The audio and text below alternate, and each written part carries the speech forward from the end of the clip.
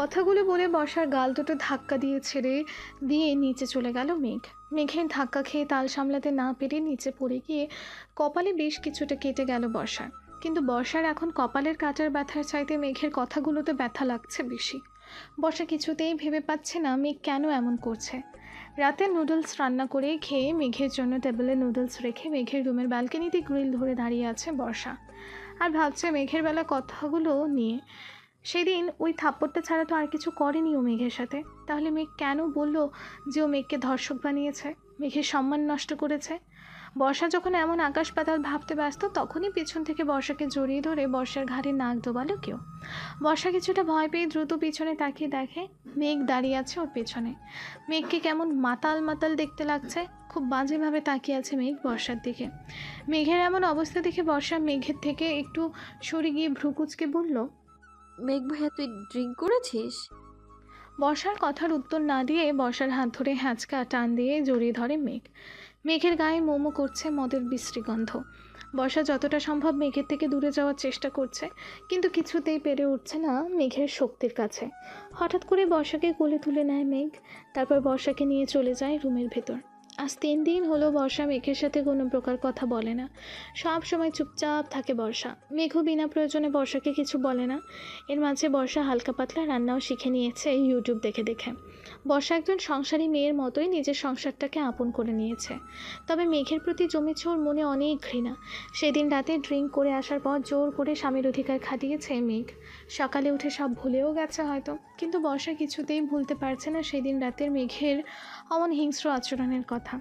দুপুরে খাওয়া দাওয়ার পর বাইরে বাগানের দোলনায় গিয়ে বসে আছে বর্ষা, আর মেঘ নিজের রুমে ল্যাপটপে কাজ করছে।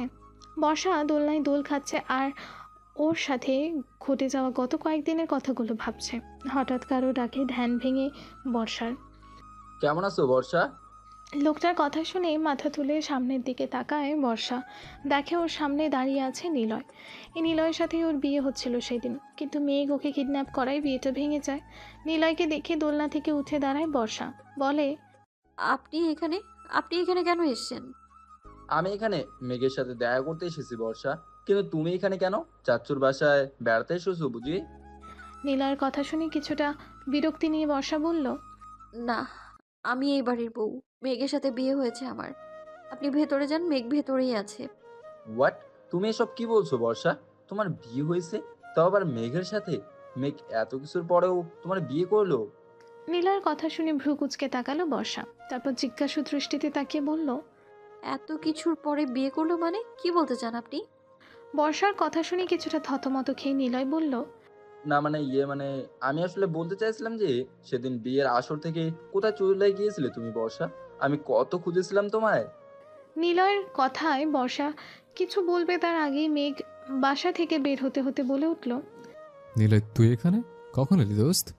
এই তো এখনই এলাম দোস্ত। তুই নাকি বর্ষাকে বিয়ে করছিস? দেখি সত্যিই মেঘ?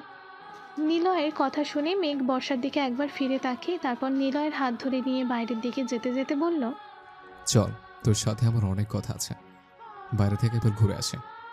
কথাগুলো বলেই নিলয়কে নিয়ে চলে গেল মেঘ। বর্ষার কেন জানি না নিলয়ের কথাগুলো শুনে কিছুটা খটকা লাগলো মনে, আর মনে হলো নিলয় নিশ্চয়ই কিছু লুকালো ওর থেকে। নিলয়কে নিয়ে একটা কফি শপে গিয়ে বসলো মেঘ। কফি শপে বসতেই নিলয় কিছুটা উত্তেজিত কণ্ঠে বলে উঠল, মেঘ, তোর সাথে বসে এতটা খারাপ আচরণ করার পরেও তুই কেন বিয়ে করলি ওকে? তুই কি 1 বছর আগের সেই কথাগুলো ভুলে গেছিস? তোকে কি করে সবার সামনে ধর্ষক প্রমাণ করে মার খাইছিল বর্ষা? নিলয়ের কথা শুনে রাগী গলায় মেঘ বলল, ভুলিনি, কিছু ভুলিনি। সেদিনের কথা ভুলে যায়নি বলে আমি বর্ষাকে বিয়ে করেছি।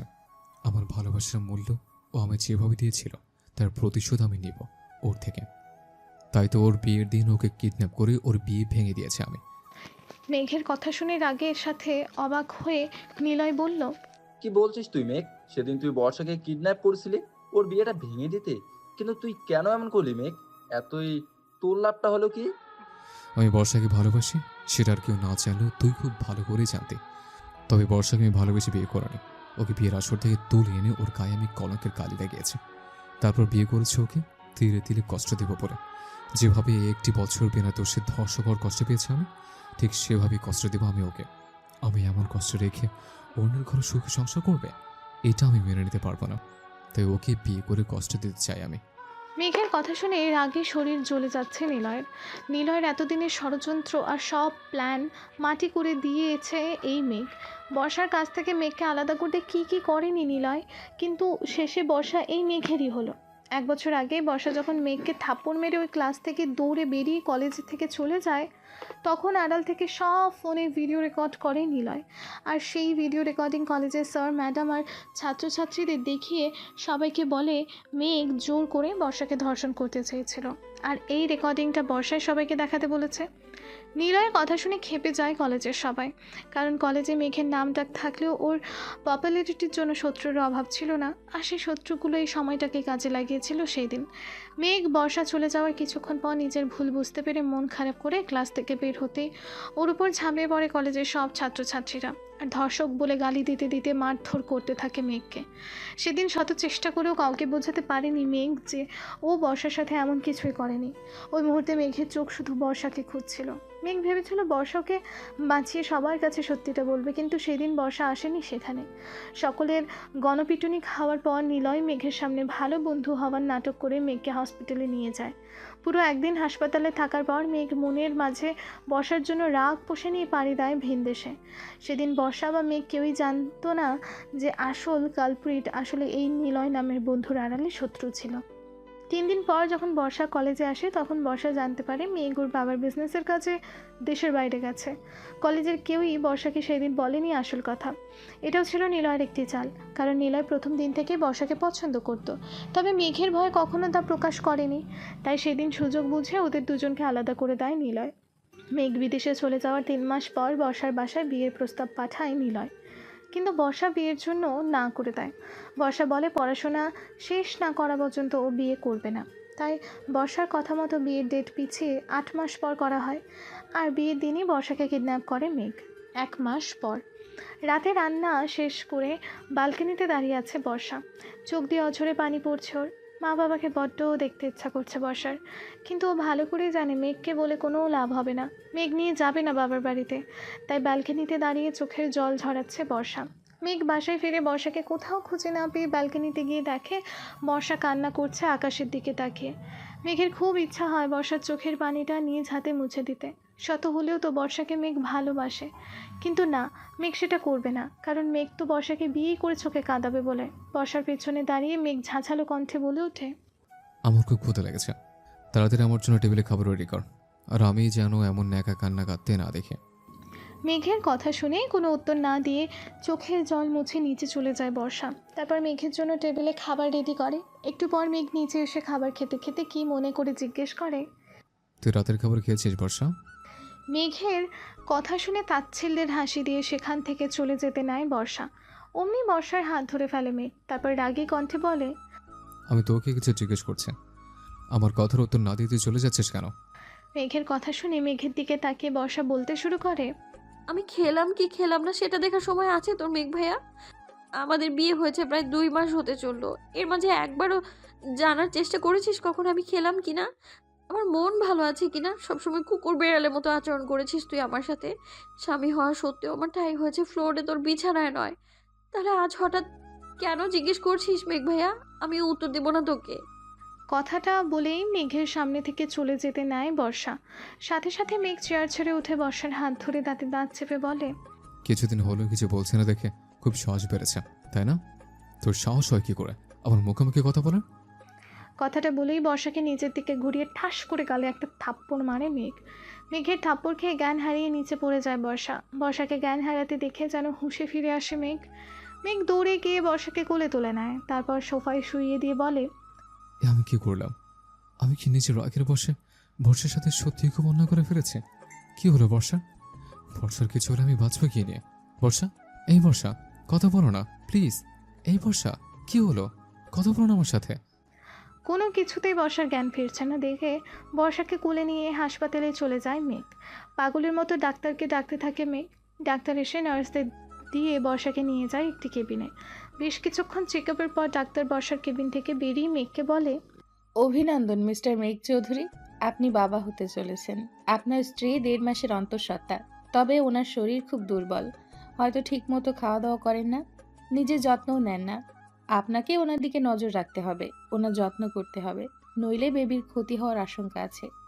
ডাক্তারের কথা শুনেই যেন আকাশ থেকে পড়ল মেঘ। বর্ষা অন্তঃসত্ত্বা কী করে হতে পারে? ওদের তো কখনো স্বামী স্ত্রীর সম্পর্ক হয়নি। তাহলে বর্ষার পেটের এই বাচ্চাটা কার? ডাক্তারের কথা শুনে যেন আকাশ থেকে পড়ল মেঘ। বর্ষা অন্তঃসত্ত্বা কী করে হতে পারে? ওদের তো কখনো স্বামী স্ত্রীর সম্পর্কই হয়নি। তাহলে বর্ষার পেটের এই বাচ্চাটা কার? এমন হাজারো প্রশ্ন উঁকি দিয়ে উঠল মেঘের মনে। কিন্তু মেঘ নিজেকে শান্ত রাখার চেষ্টা করে ডাক্তারকে বলল, আপনি ঠিক বলছেন তো ডাক্তার, আমার ওয়াইফ সত্যিই প্রেগন্যান্ট। মেঘের কথা শুনে কিছুটা আশ্চর্য হলো ডাক্তার। তারপর মেঘের দিকে জিজ্ঞাসা দৃষ্টিতে তাকিয়ে বলল, মিস্টার মেঘ, আপনি কি আপনার বেবি হওয়ার কথা শুনে হ্যাপি নন? এমন প্রশ্ন করছেন যে? ডাক্তারের কথা শুনে মেঘ মুখে জোরপূর্বক হাসির রেখা টেনে বলল, না ডাক্তার, আমি অনেক খুশি, প্রথমবার বাবা হব, এর চেয়ে তো খুশির কি কিছু হতে পারে?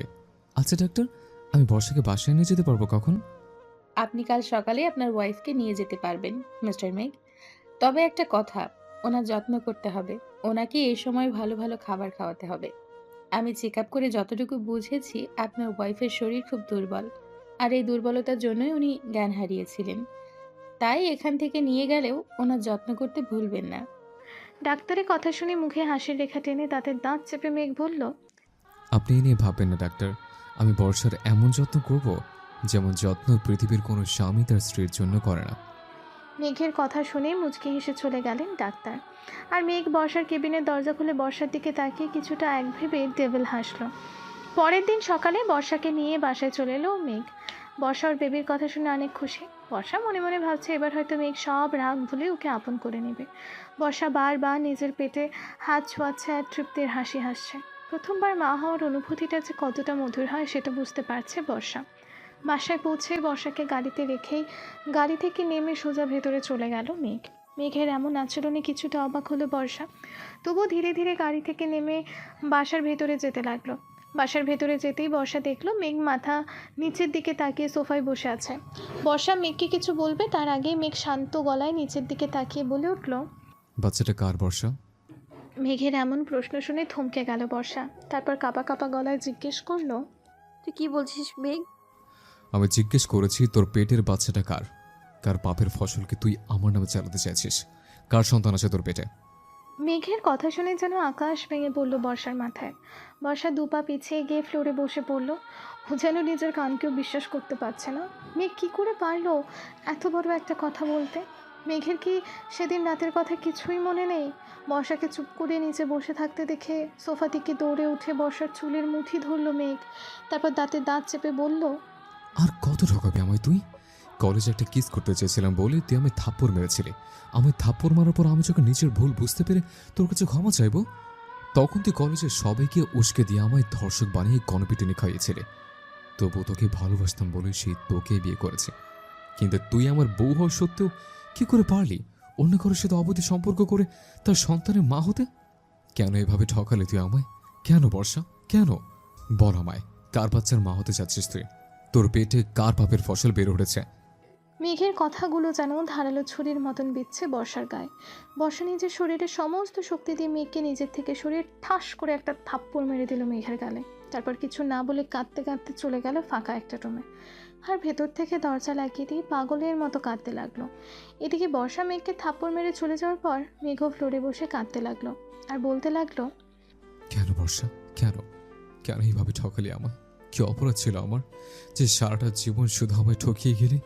আমি তোকে ছাড়বো না বর্ষা, তোর পেটের ওই অবৈধ বাচ্চা সহ তোকে জ্বালিয়ে পুড়িয়ে শেষ করে দিব আমি। সারাদিন বাসায় ছিল না মেঘ। সকালে বর্ষাকে বাসায় নিয়ে আসার পরেই বেরিয়ে যায় ও। বর্ষাও সারাদিন একটি রুমে দরজা দিয়ে থেকেছে আর চিন্তা করেছে ওর ঠিক কী করা উচিত এই মুহূর্তে। অনেক চিন্তা ভাবনার পর বর্ষা একটা ডিসিশন নিয়ে নিল আর খাতা কলম নিয়ে বসে পড়লো একটি চিঠি লিখবে বলে। রাতে ড্রিঙ্ক করে বাসায় ফিরল মেঘ। বাসায় ফেরার পর বর্ষাকে অনেক ডাকাডাকি করলো, কিন্তু বর্ষা মেঘকে মাতাল অবস্থায় দেখে আর মেঘের সামনে এলো না।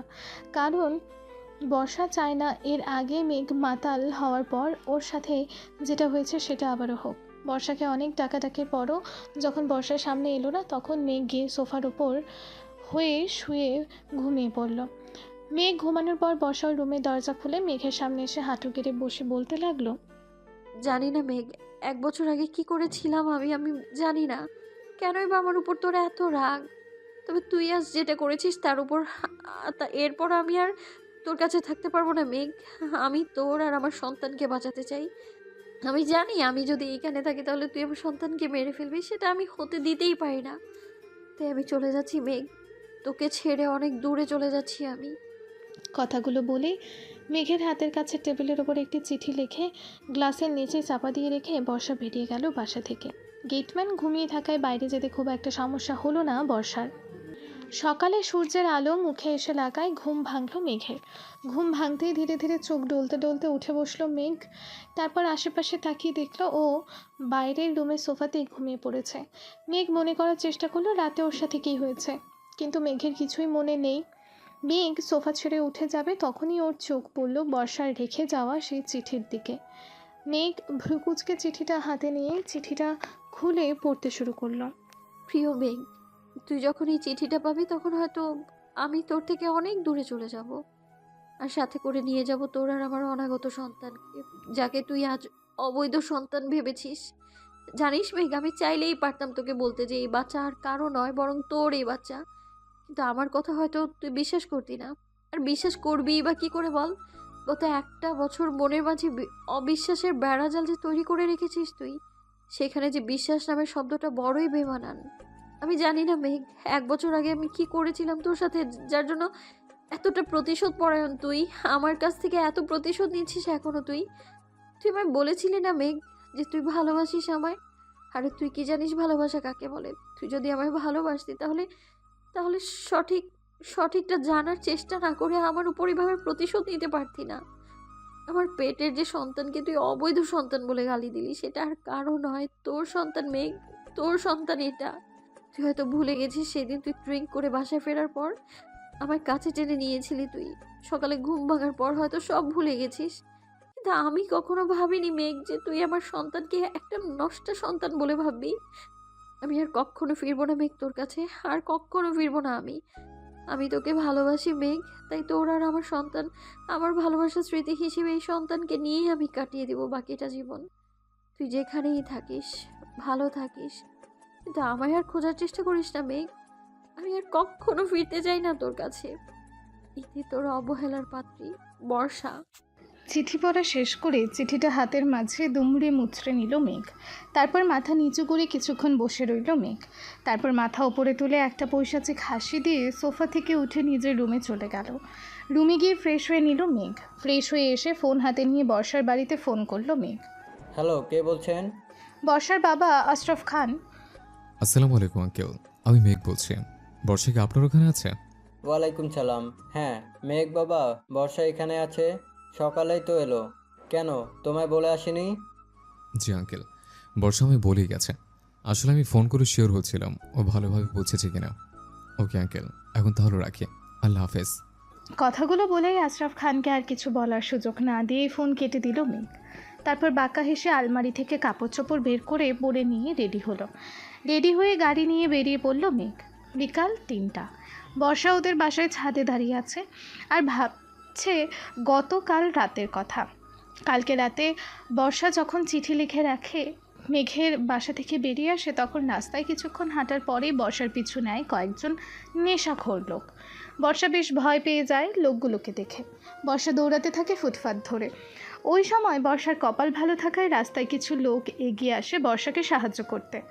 বর্ষা লোকগুলোর কাছ থেকে মুক্তি পেতেই একটা বয়স্ক ভালো লোকের সাহায্য নিয়ে সিএনজি করে চলে আসে নিজের বাড়ির সামনে।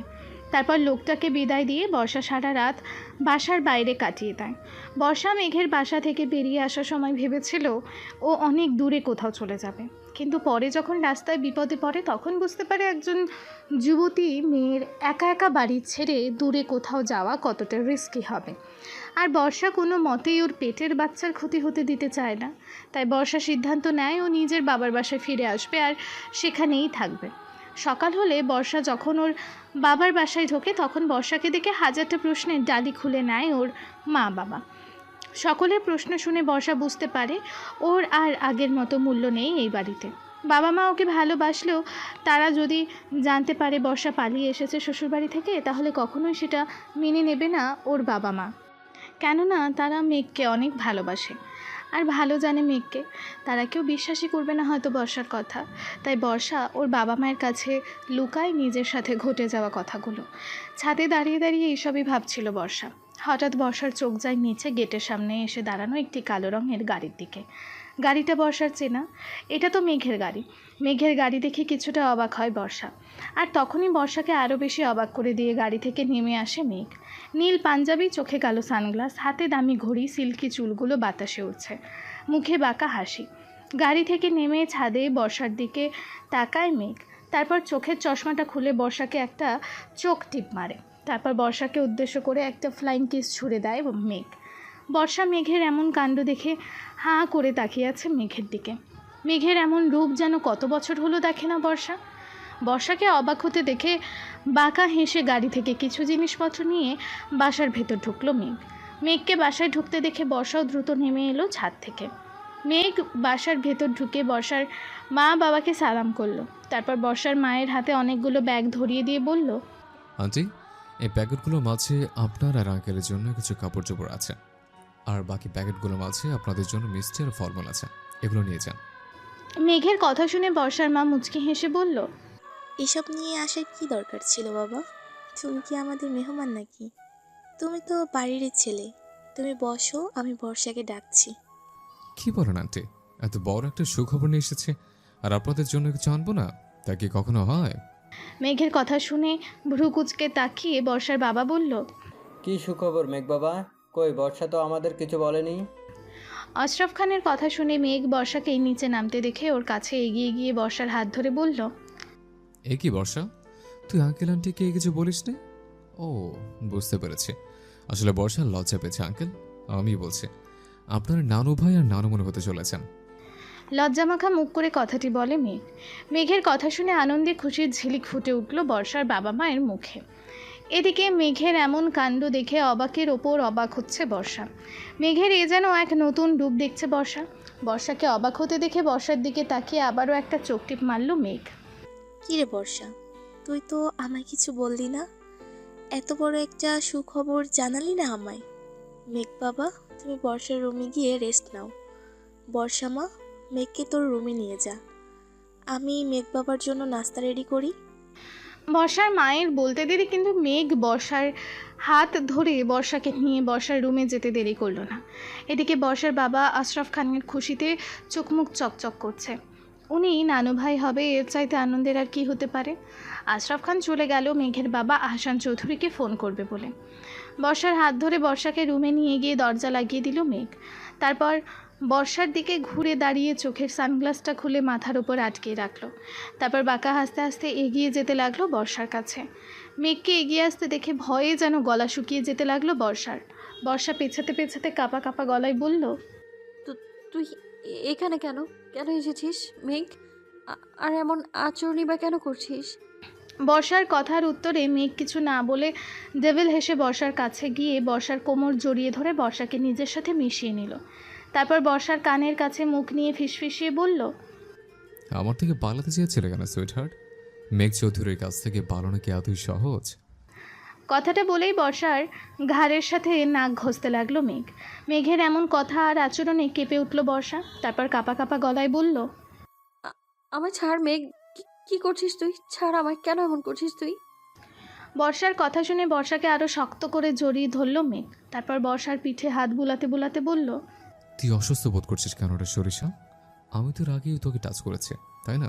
তোর পেটে তো আমারই সন্তান, তাহলে আমার স্পর্শে তুই আনইজি ফিল কেন করছিস?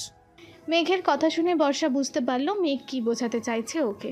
মেঘ যে এখনও মানতে পারেনি ওর পেটে মেঘের সন্তান, এটা বর্ষা বুঝে গেছে। বর্ষা শরীরে সমস্ত শক্তি দিয়ে মেঘকে দূরে সরানোর চেষ্টা করছে, কিন্তু মেঘের শক্তির সাথে কিছুতেই বর্ষা পেরে উঠছে না। এদিকে মেঘ একবার বর্ষার গলায় তো একবার বর্ষার ঘাড়ে ক্রমাগত নাক ঘষে চুমু এঁকে যাচ্ছে। বর্ষার আসক্তির সীমা যেন পার হয়ে যাচ্ছে। বর্ষা যখন কিছুতেই মেঘের শক্তির সাথে পেরে উঠছে না, তখন বর্ষা অঝরে কাঁদতে শুরু করলো। কাঁদতে কাঁদতে বর্ষা শরীর কেমন নিস্তেজ হয়ে আসছে। একে তো বর্ষা ঠিকমতো খাওয়া দাওয়া করে না, তার উপর ওর শরীর দুর্বল। বর্ষাকে নিস্তেজ হয়ে পড়তে দেখে বর্ষাকে ছেড়ে দিয়ে কোলে তুলে নিল মেঘ। তারপর বিছানায় নিয়ে গিয়ে শুইয়ে দিল।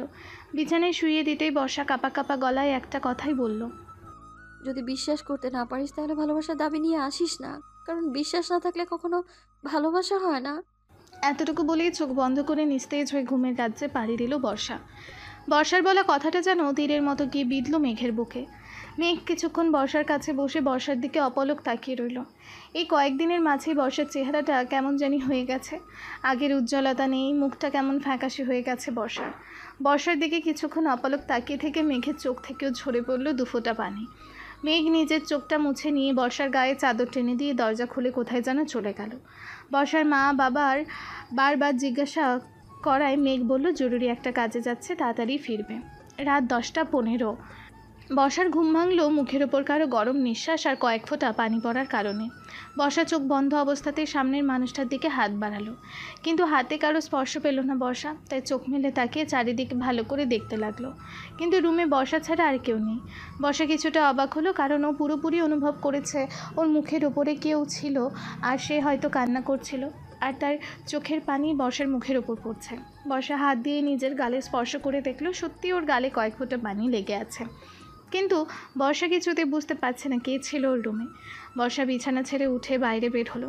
বাইরে বের হয়ে বর্ষা দেখলো মেঘ বর্ষার মা বাবার সাথে একসাথে বসে গল্প করছে। বর্ষাকে দেখে ওর মা বলে উঠল, বর্ষা মা, তুই উঠেছিস? এখন শরীর কেমন লাগছে তোর? ভালো লাগছে আম্মু। আমি এতক্ষণ সময় ধরে ঘুমালাম, তোমরা ডাকলে না কেন আমায়? আমরা ডাকতে চেয়েছিলাম বর্ষা, কিন্তু এতটুকু বলতেই বর্ষার মাকে থামিয়ে দিয়ে মেঘ বলল, আন্টি, আপনি বর্ষার খাবার রেডি করুন। ওর শরীর এমনিতেই দুর্বল, তার উপর অনেকক্ষণ হলে কিছু খায়নি। আর বর্ষা, তুই ঘুম থেকে উঠে ফ্রেশ হয়েছিস না ঘুম নিয়ে বাইরে বেরিয়ে এলে? মেঘের কথা শুনে বর্ষার মা বর্ষার খাবার বাড়তে চলে গেলেন, আর বর্ষা মেঘের কথার কোনো উত্তর না দিয়ে রুমে চলে গেল ফ্রেশ হতে। ওয়াশরুম থেকে ফ্রেশ হয়ে বেরিয়ে বর্ষা দেখলো মেঘ ওর জন্য খাবার নিয়ে বসে আছে। মেঘের এমন কাণ্ড দেখে বর্ষা যেন অবাকের উপর অবাক হচ্ছে। মেঘ কেন এমন করছে সেটা কিছুই বুঝতে পারছে না বর্ষা। বর্ষাকে চুপ করে দাঁড়িয়ে থাকতে দেখে মেঘ নরম সুরে বলল, এখানে খাবার রাখা আছে বর্ষা, এসে খেয়ে নে। আর কালকে সকালে আমার সাথে বাসায় যাবি তুই, তাই তাড়াতাড়ি খেয়ে ঘুমিয়ে পড়। মেঘের কথা শুনে রাগ দেখিয়ে বর্ষা বলল, তুই কেন এসেছিস এখানে? চলে যা এখান থেকে। আমি আর কোনোদিন ওই বাসায় ফিরবো না। তোর সাথে কোনো সম্পর্ক নেই আমার। চলে যা, তুই আমার সামনে থেকে চলে যা। বর্ষার কথা শুনে ডেভিল হাসলো মেঘ। তারপর বিছানা ছেড়ে উঠে দাঁড়িয়ে বাইরে যেতে যেতে বলল, আমি ছাদে যাচ্ছি, 15 মিনিট পর রুমে আসবো। এসে যদি দেখি তুই এখনো খাবার খাস নি, তাহলে তোর আর তোর অনাগত বাচ্চার জন্য ব্যাপারটা ভালো হবে না। মেঘের কথা শুনে রাগে যেন শরীর জ্বলে যাচ্ছে বর্ষার। বর্ষা রাগী গলায় বলে উঠল, কি করবি তুই? আর কি করার বাকি রেখেছিস তুই? কেন এসেছিস এখানে? কি চাস তুই মেঘ? কি চাস? তোকে চাই, তুই চাস বা না চাস, তোকে আমার সাথেই থাকতে হবে আমার বাসায়। তাই বেশি কথা না বলে খেয়ে ঘুমিয়ে পড়, সকালে আমার সাথে বাসায় যাবে। যাবো না আমি ওই বাসায়। কি করবি তুই? হ্যাঁ, কি করবি? বর্ষার কথা শুনে ডেভিল হেসে বর্ষার কাছে এগিয়ে এসে মেঘ ফিসফিসিয়ে বলল, বেশি কিছু করবো না সুইট হার্ট, শুধু আমার শ্বশুর শাশুড়ি আর তোর প্রতিবেশীদের বলবো তোর পেটের বাচ্চাটা আমার নয়, এটা তোর অবৈধ সম্পর্কের ফসল। মেঘের কথা শুনে মুখ ছিটকিয়ে বর্ষা বলে উঠল। ছি। বর্ষার ছি বলা শুনে মেঘ আর কিছু না বলে রুম থেকে বেরিয়ে গেল। মেঘের বাসার বাগানের দোলনায় বসে আছে বর্ষা, আর এক নজরে তাকিয়ে আছে সুইমিং পুলের পানির দিকে। বর্ষা সাঁতার জানে না। বর্ষার ইচ্ছা করছে সুইমিং পুলের পানিতে ঝাঁপ দিয়ে আত্মহত্যা করতে, কিন্তু পেটের সন্তানের কথা চিন্তা করে বর্ষা সেটাও পারছে না। বর্ষার চোখ থেকে গড়িয়ে পড়ছে টপ টপ করে পানি, যে পানিতে ভিজে যাচ্ছে বর্ষার গায়ে ওড়না। সেদিকে বর্ষার কোনো ভ্রুক্ষেপ নেই। 3 দিন আগে বর্ষাকে নিয়ে মেঘ বাসায় আসার পর থেকে একটা কথাও বলেনি মেঘ বর্ষার সাথে। সারাটা দিন বোবার মতো বর্ষা এখানে ওখানে বসে কাটায়।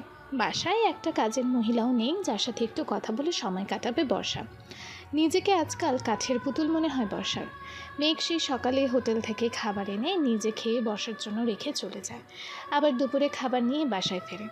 নিজে খেয়ে বর্ষার জন্য টেবিলে খাবার রেখে অন্যদিকে ঘুরে বর্ষাকে খেতে বলে হনহন করে চলে যায় মেঘ। এর আগে মেঘ বর্ষাকে মারধর করলেও কথা বলতো। বর্ষার কাছে যেন সেই দিনগুলোই ভালো ছিল। মেঘ এখন খাওয়ার কথা ছাড়া একটা কথা বলে না বর্ষার সাথে। এই 3টা দিন যেন 3টা বছরের সমান মনে হয় বর্ষার কাছে। এইসব কথা ভাবছে আর অঝরে কান্না করছে বর্ষা। চোখের অশ্রুগুলো যেন আর বাদ মানছে না। হঠাৎ মেঘের ডাকে ধ্যান ভাঙল বর্ষার। মেঘ গেট দিয়ে বাসার ভেতরে ঢুকেই বর্ষাকে দেখে বলে উঠল, বর্ষা, রুমে গিয়ে 10 মিনিটের মধ্যে রেডি হয়ে এখন আমার সাথে বেরোতে হবে। মেঘের কথা শুনে নিজের চোখটা তাড়াতাড়ি মুছে নিল বর্ষা, কারণ বর্ষা চায় না চোখের পানি ওর কষ্ট মেঘ দেখুক। বর্ষা চোখ মুছে সুইমিং পুলের দিকে তাকিয়েই বলে উঠল, কোথায় নিয়ে যাবি আমায়? সেটা গেলেই জানতে পারবি। এখন সময় নষ্ট না করে তাড়াতাড়ি রেডি হয়ে আয়। মেঘের কথায় বর্ষার কথা না বাড়িয়ে রুমে চলে গেল। তারপর কাপড় পাল্টে রেডি হয়ে নিচে নেমে এলো। লাল টকটকে সালোয়ার কামিজ পরেছে বর্ষা। মুখে কোনো রকম সাজ নেই বর্ষার। মুখটা কেমন যেন চুপসে গেছে ওর, হারিয়ে গেছে মুখের সব উজ্জ্বলতা। মেঘ বর্ষার দিকে এক নজর তাকিয়ে দেখে, চোখ নামিয়ে নিল। তারপর নিজের হাতটা বর্ষার দিকে এগিয়ে দিয়ে নরম গলায় বলে উঠল, চল আমার সাথে। বর্ষা মেঘের হাতটা দেখেও না দেখার ভাব করে সামনের দিকে হাঁটতে লাগলো। মেঘও আর কিছু না বলে বর্ষার সাথে গিয়ে গাড়ির দরজা বর্ষার জন্য খুলে দিল। বর্ষা কোনো কথা না বলে সোজা গিয়ে গাড়িতে উঠে বসলো। তারপর মেঘও ড্রাইভিং সিটে বসে গাড়ি চালাতে লাগলো আপন গতিতে। কিছুক্ষণ পর হাসপাতালের সামনে গিয়ে থামলো গাড়ি। বর্ষা অবাক হয়ে মেঘের দিকে তাকিয়ে জিজ্ঞেস করলো, আমরা হসপিটালে কেন এলাম? এসেছি যখন, তখন অবশ্যই কোনো দরকার আছে। গাড়ি থেকে নাম আর চল আমার সাথে। মেঘের কথা শুনে বর্ষার মনে ভয় জেঁকে বসলো। বর্ষা ভয় করতে লাগলো মেঘ হয়তো ওর পেটের বাচ্চাকে মেরে ফেলার জন্য ওকে হাসপাতালে এনেছে। বর্ষা মনে মনে ঠিক করলো, মেঘ যদি সত্যি এমন কিছু করার চেষ্টা করে তাহলে বর্ষা মেঘকে কখনোই ছাড়বে না, নিজে হাতে খুন করবে ও মেঘকে। বর্ষা নিজের মনকে শক্ত করে মেঘের সাথে হাসপাতালের ভিতরে ঢুকলো। বর্ষাকে একজন নার্সের সাথে একটি কেবিনে পাঠিয়ে দিয়ে মেঘ চলে গেল ডাক্তারের কাছে। বর্ষা নার্সটাকে কাছে ডেকে জিজ্ঞেস করলো, এই যে সিস্টার, শুনছেন? আচ্ছা, আপনি কি বলতে পারবেন আমায় হসপিটালে কেন আনা হয়েছে? বর্ষার কথা শুনে নার্সটা বলল, সেটা আমি ঠিক জানি না ম্যাডাম, তবে আমার মনে হয় আপনার কিছু একটা পরীক্ষা করাবেন স্যার। কিছু একটা মানে? কি পরীক্ষা করার কথা বলছেন আপনি? আসলে ম্যাডাম, সেটা আমিও সঠিক জানি না, সরি। নার্সের কথা শুনে হতাশ হলো বর্ষা। তারপর অপেক্ষা করতে লাগলো কি হয় তা দেখার জন্য। বেশ কিছুক্ষণ পর একজন মহিলা ডাক্তার আসলো বর্ষার কাছে। তারপর বর্ষাকে নিয়ে চলে গেল অন্য একটি কেবিনে। বাসার ছাদে উঠে আকাশের দিকে এক মনে তাকিয়ে আছে বর্ষা। মুখে নেই তার হাসি, নেই কোনো প্রাণবন্ততা। বর্ষার চোখ থেকে গড়িয়ে পড়ছে নোনা জল। যে বর্ষা সব সময় মাতিয়ে রাখতো সারা বাড়ি, আনন্দে মেতে থাকতো সব সময়, সেই বর্ষা যেন এখন জীবন্ত লাশে পরিণত হয়েছে। দুদিন আগে হাসপাতালে এই মহিলা ডাক্তার বর্ষার পেটের বাচ্চার ডিএনএ টেস্ট করিয়েছে। সেটা অবশ্য কোনো ডাক্তার, নার্স বা মেঘ বলেনি বর্ষাকে, বরং বর্ষা পর্দার আড়াল থেকে মেঘের কথা শুনে নেয়। টেস্টের পর বর্ষাকে আলাদা কেবিনে রেখে ডাক্তার চলে যান মেঘের কাছে। কৌতূহলবশত বর্ষা অনেক কষ্টে এগিয়ে যায় ডাক্তারের কেবিনের কাছে।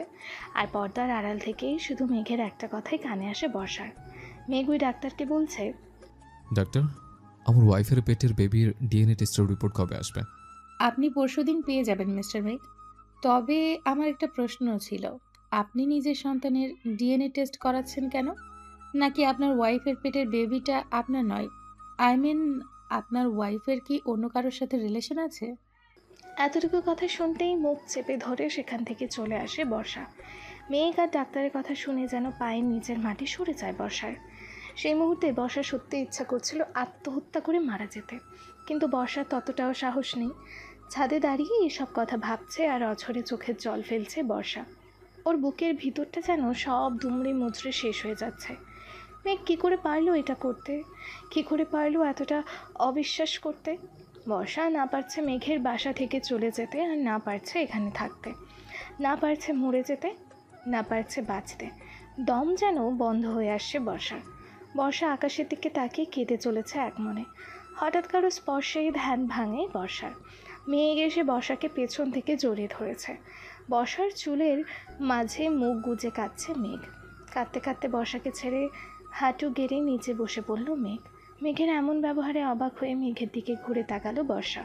বর্ষাকে তাকাতে দেখে মেঘ অপরাধীর মতো মাথা নিচু করে বলল, আমি সরি বর্ষা, তুই আমি ক্ষমা করে দে। আমি না জেনে বুঝে তোর সাথে অনেক বেশি অন্যায় করে ফেলেছে। প্লিজ বর্ষা, ক্ষমা করে দে আমায়। তুই আমায় চিঠি লিখে চলে যাওয়ার পর আমি কলেজে গিয়ে খোঁজ নিয়েছি। যেটা আমার আরও আগে করা উচিত ছিল। কলেজে গিয়ে জানতে পারি তুই কিছুই করিসনি সেদিন। অন্য কেউ আমার উপর ষড়যন্ত্র করে আমায় মার খাইয়েছিল। তোর আর আমার ছবি তুলে। আমি এখনো জানি না সে মানুষরা কে, তবে খুব তাড়াতাড়ি জেনে যাবো আমি। আমি না জেনে তোকে অনেক বেশি কষ্ট দিয়ে ফেলেছি বর্ষা। তুই আমায় মাফ করে দে, মাফ করে দে আমায়। আমি তোকে সন্দেহ করেছিলাম যে তোর পেটের সন্তান হয়তো আমার নয়, কারণ বিশ্বাস কর বর্ষা, আমার সেদিন রাতের কথা কিছু মনে নেই। নেশা করে বাসা আসার পর তোর সাথে কি করেছে আমি কিছু মনে পড়ছে না আমার। নেশা করে বাসা আসার পর তোর সাথে কি করেছে আমার কিছু মনে নেই। তাই আমি তোকে সন্দেহ করেছিলাম, কিন্তু এখন আর আমার তোর প্রতি কোনো সন্দেহ নেই। আমি বুঝতে পেরেছি বর্ষা, আমি যা করেছি সব ভুল। তোর পেটে আমারই সন্তান। আমি তো ক্ষমা করে দে বর্ষা। চল আমরা নতুন করে জীবন শুরু করি একসাথে, যে জীবনে আমাদের মাঝে কোনো ভুল বোঝাবুঝি থাকবে না, থাকবে না কোনো বাধা। কথাগুলো এক নাগারে মাথা নিচু করে বসে বলে চলেছে মেঘ, আর বর্ষা পাথরের মূর্তির মতো দাঁড়িয়ে চুপচাপ মেঘের বলা কথা শুনে চলেছে। মেঘ কথাগুলো বলে উঠে দাঁড়ালো বর্ষার সামনে, তারপর বর্ষার দুগালে হাত রেখে বলল, তুই আমায় ক্ষমা করবি না বর্ষা? আমি তোকে ভালোবাসি বর্ষা, অনেক ভালোবাসি তোকে আমি। সে 3 বছর আগে থেকে ভালোবাসি। চল না বর্ষা, আমরা এই কয়েকদিনের অতীত ভুলে আবার নতুন করে জীবন শুরু করি। কথাগুলো বলেই বর্ষাকে জড়িয়ে ধরতে নিল মেঘ। সাথে সাথে বর্ষা নিজের শরীরের সমস্ত শক্তি দিয়ে মেঘকে ধাক্কা দিয়ে দূরে সরিয়ে দিল। বর্ষার ধাক্কা খেয়ে মেঘ কয়েক পা পিছিয়ে গিয়ে অবাক হয়ে বর্ষার দিকে তাকালো। মেঘকে তাকাতে দেখে বর্ষা মেঘের কাছে এগিয়ে গিয়ে মেঘের শার্টের কলার ধরিয়ে রাগী গলায় চিল্লিয়ে বলতে শুরু করলো, ক্ষমা চাইছিস তুই মেঘ? কিসের জন্য ক্ষমা চাইছিস তুই? বিনা দোষে দোষী বানিয়ে আমায় সবার সামনে বাজে মেয়ে প্রমাণ করার জন্য ক্ষমা চাইছিস তুই? তোকে ক্ষমা করে দিলে কি আমার মাথায় পড়া সেই অপবাদগুলো মুছে যাবে? উত্তর দে আমায় মেঘ, উত্তর দে। কিসের জন্য ক্ষমা চাইছিস তুই মেঘ? রাতের আধারে মদ খেয়ে মাতাল হয়ে এসে নিজের বিবাহিত স্ত্রীকে বৈধ ধর্ষণ করে তার পেটে নিজের সন্তানকে অবৈধ সন্তান বলে স্ত্রীকে ব্ল্যাকমেল করার ক্ষমা? নিজের সন্তানকে পাপের ফসল বলে তার ডিএনএ টেস্ট করে তারপর তোর মনে হলো এই বাচ্চা তোর। আমি তোকে বলছি শোন, আমার পেটের এই বাচ্চা তোর নয়। তোর মতো একটা জানোয়ারের বাবা হওয়ার কোনো অধিকার নেই মেঘ। এই বাচ্চা শুধু আমার। ও বড় হবে ওর মায়ের পরিচয়, তোর কোনো অধিকার নেই আমার সন্তানের উপর। কথাগুলো এক নাগারে চিল্লিয়ে বলেই মেঘকে জোরে ধাক্কা মারল বর্ষা। মেঘ দুপা পিছিয়ে গিয়ে আবারও বর্ষার কাছে এগিয়ে এসে বলল, আমি সরি বর্ষা, প্লিজ আমায় ক্ষমা করে দে। আমি স্বীকার করছি আমি তোর সাথে অনেক বেশি অন্যায় করে ফেলেছি, তবে আমি একটা সুযোগ দে বর্ষা। আমি তোকে কথা দিচ্ছি, আমি আমার ভুলগুলো শুধরে নেব। তোকে আর আমাদের বাচ্চাকে একটু কষ্ট পেতে দিব না আমি। আমি তোকে অনেক ভালোবাসি বর্ষা, প্লিজ আমি একটা সুযোগ দে। ভালোবাসা? ভালোবাসা কাকে বলে তুই জানিস মেঘ? মনে আছে মেঘ, তোকে আমি বলেছিলাম যদি বিশ্বাস করতে না পারিস তাহলে ভালোবাসার দাবি নিয়ে আসিস না, কারণ ভালোবাসার মেইন খুঁটি হলো বিশ্বাস। তুই অনেক আগে তোর ভালোবাসার যোগ্যতা হারিয়েছিস মেঘ। আমি তোকে জাস্ট ঘৃণা করি মেঘ, তুই চলে যা আমার সামনে থেকে। আমার জীবনটাকে অভিশাপে পরিণত করেছিস তুই। প্লিজ বর্ষা, এভাবে বলিস না। আমি তোকে ছাড়া থাকতে পারবো না বর্ষা। আমার তোকে চাই সারা জীবন, প্রতিটা মুহূর্তে তোকে আমার পাশে চাই বর্ষা। প্লিজ বর্ষা, তুই এভাবে আমার দিক থেকে মুখ সরিয়ে নিস না। বল তুই কি চাস? তুই যা চাইবি আমি তোকে সব দেব, শুধু তুই আমায় দূরে সরিয়ে দিস না বর্ষা, প্লিজ। আমি ডিভোর্স চাই, তুই আমার ডিভোর্স দে মেঘ। আমি মুক্তি চাই তোর মতো একটা অমানুষের হাত থেকে। মুক্তি দে আমায়, তুই ডিভোর্স দে আমায়। বর্ষার কথা শুনে মুহূর্তেই রাগ উঠে যায় মেঘের। মেঘ বর্ষার গাল চেপে ধরে দাঁতে দাঁত চেপে বলে, তোর সাহস হয় কি করে আমার থেকে ডিভোর্স চাওয়ার? তুই অন্য যা কিছু চাইতে পারিস, কিন্তু ডিভোর্সের কথা ভুল করে মুখে আনবি না। মেঘের কথা শুনেই মেঘের গালে সজোরে একটা থাপ্পড় মারল বর্ষা। রাগে বর্ষার শরীর থরথর করে কাঁপছে। থাপ্পড় মেরে বর্ষা আবারও মেঘের শার্টের কলার চেপে ধরতে বলতে লাগলো, তোর কোনো অধিকার নেই আমার উপর জোর খাটানোর। তুই যদি আমার ডিভোর্স না দিস তো তোকে আমি ডিভোর্স দেবো মেঘ। তোর মুখ দেখতেও ঘৃণা করছে আমার। তোর এই আবেগী কথাগুলো কাটা হয়ে ফুটছে আমার গায়ে। তোর সাথে থাকা আমার পক্ষে একদমই সম্ভব না। মুক্তি চাই আমি তোর থেকে। কথাগুলো বলে মেঘের কলার ছেড়ে দিয়ে ছাদ থেকে নিচে নামতে নিল বর্ষা। সাথে সাথে মেঘ বর্ষার হাত ধরে বর্ষাকে কোলে তুলে নিল। বর্ষা মেঘের এমন কাণ্ডে অবাক হয়ে মেঘকে এক নাগারে কিল ঘুষি মারতে লাগলো, কিন্তু তাতে মেঘের কিচ্ছু যায় আসে না। মেঘ বর্ষাকে কোলে নিয়ে বর্ষার রুমে। এতদিন বর্ষা মেঘের সাথে না থেকে আলাদা রুমে থাকতো, মেঘের ইচ্ছায় সেই রুমে গিয়ে নামিয়ে দিল। তারপর বাইরে থেকে দরজা লাগিয়ে বলল, আমি তোকে এতদিন সন্দেহ করে কষ্ট দিয়ে জোর করে আমার কাছে রেখেছিলাম, আর এখন তোকে ভালোবেসে আমার সাথে রাখার জন্য তোকে জোর করে আমার কাছে রাখবো। আমার থেকে দূরে যেতে দিব না আমি তোকে, তুই আমার কাছেই থাকবি, সেটা তোর ইচ্ছায় হোক বা তোর অনিচ্ছায়। কথাগুলো বলেই সেখান থেকে চলে গেল মেঘ। বর্ষা দরজায় বাড়ি দিতে দিতে অনেক ডাকলো মেঘকে। দরজা খুলে দিতে কিন্তু মেঘ শুনেও বর্ষার কথা শুনল না। রাতের খাবার একটি প্লেটে রেডি করে নিয়ে বর্ষার রুমে ঢুকলো মেঘ। রুমে ঢুকে দেখলো বর্ষা কাঁদতে কাঁদতে ফ্লোরে বসে খাটের সাথে হেলান দিয়ে ঘুমিয়ে পড়েছে। মেঘ খাবারের প্লেটটা টেবিলে রেখে বর্ষাকে কোলে তুলে নিল। তারপর বিছানায় বসে শক্ত করে বুকে জড়িয়ে ধরল ঘুমন্ত বর্ষাকে। মেঘ এতটা শক্ত করে বর্ষাকে ধরেছে যে মনে হচ্ছে যেন বর্ষার হাড়গুলো সব ভেঙে যাবে। বর্ষার ঘুম ভাঙতেই বর্ষা মেঘকে নিজের থেকে দূরে সরাতে ব্যস্ত হয়ে পড়ল, কিন্তু মেঘকেও এক চুলও নাড়াতে পারল না। বর্ষার ছটফটানো বুঝতে পেরে বর্ষাকে ছেড়ে দিল মেঘ। তারপর বর্ষার দিকে তাকিয়ে অভিমানী গলায় বলল, তুমি এমন কেন বউ? একটুখানি জোরে ধরতে দিব না? আমার 10টা না 5টা না একটা মাত্র বউ, এত হিংসা কেন তোমার? মেঘের এমন কথা শুনে বেককল হয়ে গেল বর্ষা। মেঘ এমন ভাব করছে যেন ওদের মাঝে কখনো কোনো ঝামেলাই হয়নি, বরং ওরা দুজন খুব সুখী দাম্পত্য। বর্ষার রাগ যেন আর কন্ট্রোলে হচ্ছে না। বর্ষা রাগী গলায় বলে উঠল, এসবের মানে কি? কোন সবের বউ? আমি তো এখনো তোমার সাথে কিছুই করিনি। তুই ভাবিস না মেঘ, তোর এমন ফালতু কথায় আমি গলে গিয়ে তোকে ক্ষমা করে দিব? আমি তোকে জীবনেও ক্ষমা করব না, আর না তোকে স্বামী বলে ভালোবাসবো। আমি তোকে ঘৃণা করি মেঘ, ঘৃণা করি আমি। বর্ষার কথা শুনে মেঘ এমন ভাব করলো যেন কিছুই শোনেনি। মেঘ বলল, ওই সরিষা, এখনো বক বক বন্ধ করে খাবার নিয়ে এসেছে, খাবারটা খেয়ে নে। দিন দিন না খেয়ে তো একেবারে শাকচুন্নি পেতনি হয়ে যাচ্ছিস। পর লোকে বলবে মেঘ চৌধুরী একটা শাকচুন্নি পেতনিকে বিয়ে করে এনেছে। ভাবা যায় কি সাংঘাতিক হবে ব্যাপারটা।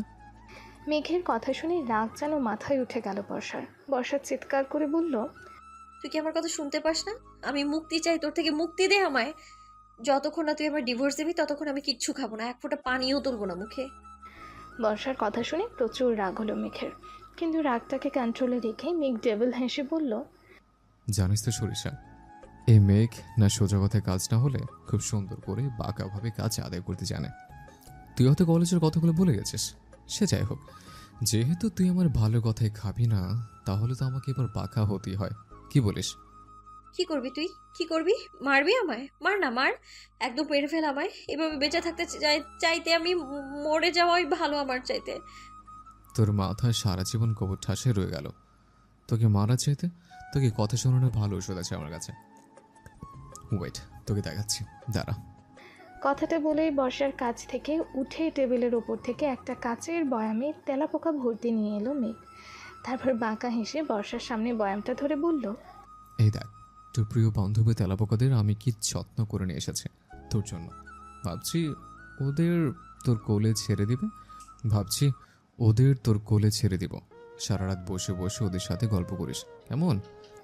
মেঘের কথা শুনে আর মেঘের হাতের বয়ামে তেলাপোকাগুলো দেখে ভয়ে শুকনো ঢোক গিলল বর্ষা, কারণ বর্ষা তেলাপোকাকে মারাত্মক রকমের ভয় পায়। তারপর বর্ষা কাঁপা কাঁপা গলায় বলল, তুই তুই এমন করতে পারিস না মেঘ, ওগুলো দূরে সরা বলছি আমার থেকে, নইলে কিন্তু আমি কেঁদে দিব। বর্ষার অবস্থা দেখে বড্ড হাসি পাচ্ছে মেঘের, কিন্তু নিজের হাসিটাকে চেপে রেখে গম্ভীর গলায় বলল, এগুলোকে সরাতে পারি যদি তুই ভালো মেয়ের মতো খাবারগুলো খেয়ে নিস। কি খাবি তো, নাকি তোর বান্ধবীদের তোর কোলে ঢেলে দেব? আমি খাবো, আমি খাবো, তুই এইগুলো দূরে সরা প্লিজ, নইলে আমি কিন্তু সত্যি সত্যি কেঁদে দিব। এই তো গুড গার্ল, আমি এগুলোকে দূরে সরাচ্ছি, তুই খাবারগুলো খেয়ে নে। তবে আগে ওয়াশরুমে গিয়ে ফ্রেশ হয়। মুখটার কি অবস্থা করেছে সে কয়দিনে? মেঘের কথা শুনে তাচ্ছিল্যের হাসি দিয়ে বর্ষা ওয়াশরুমে চলে গেল।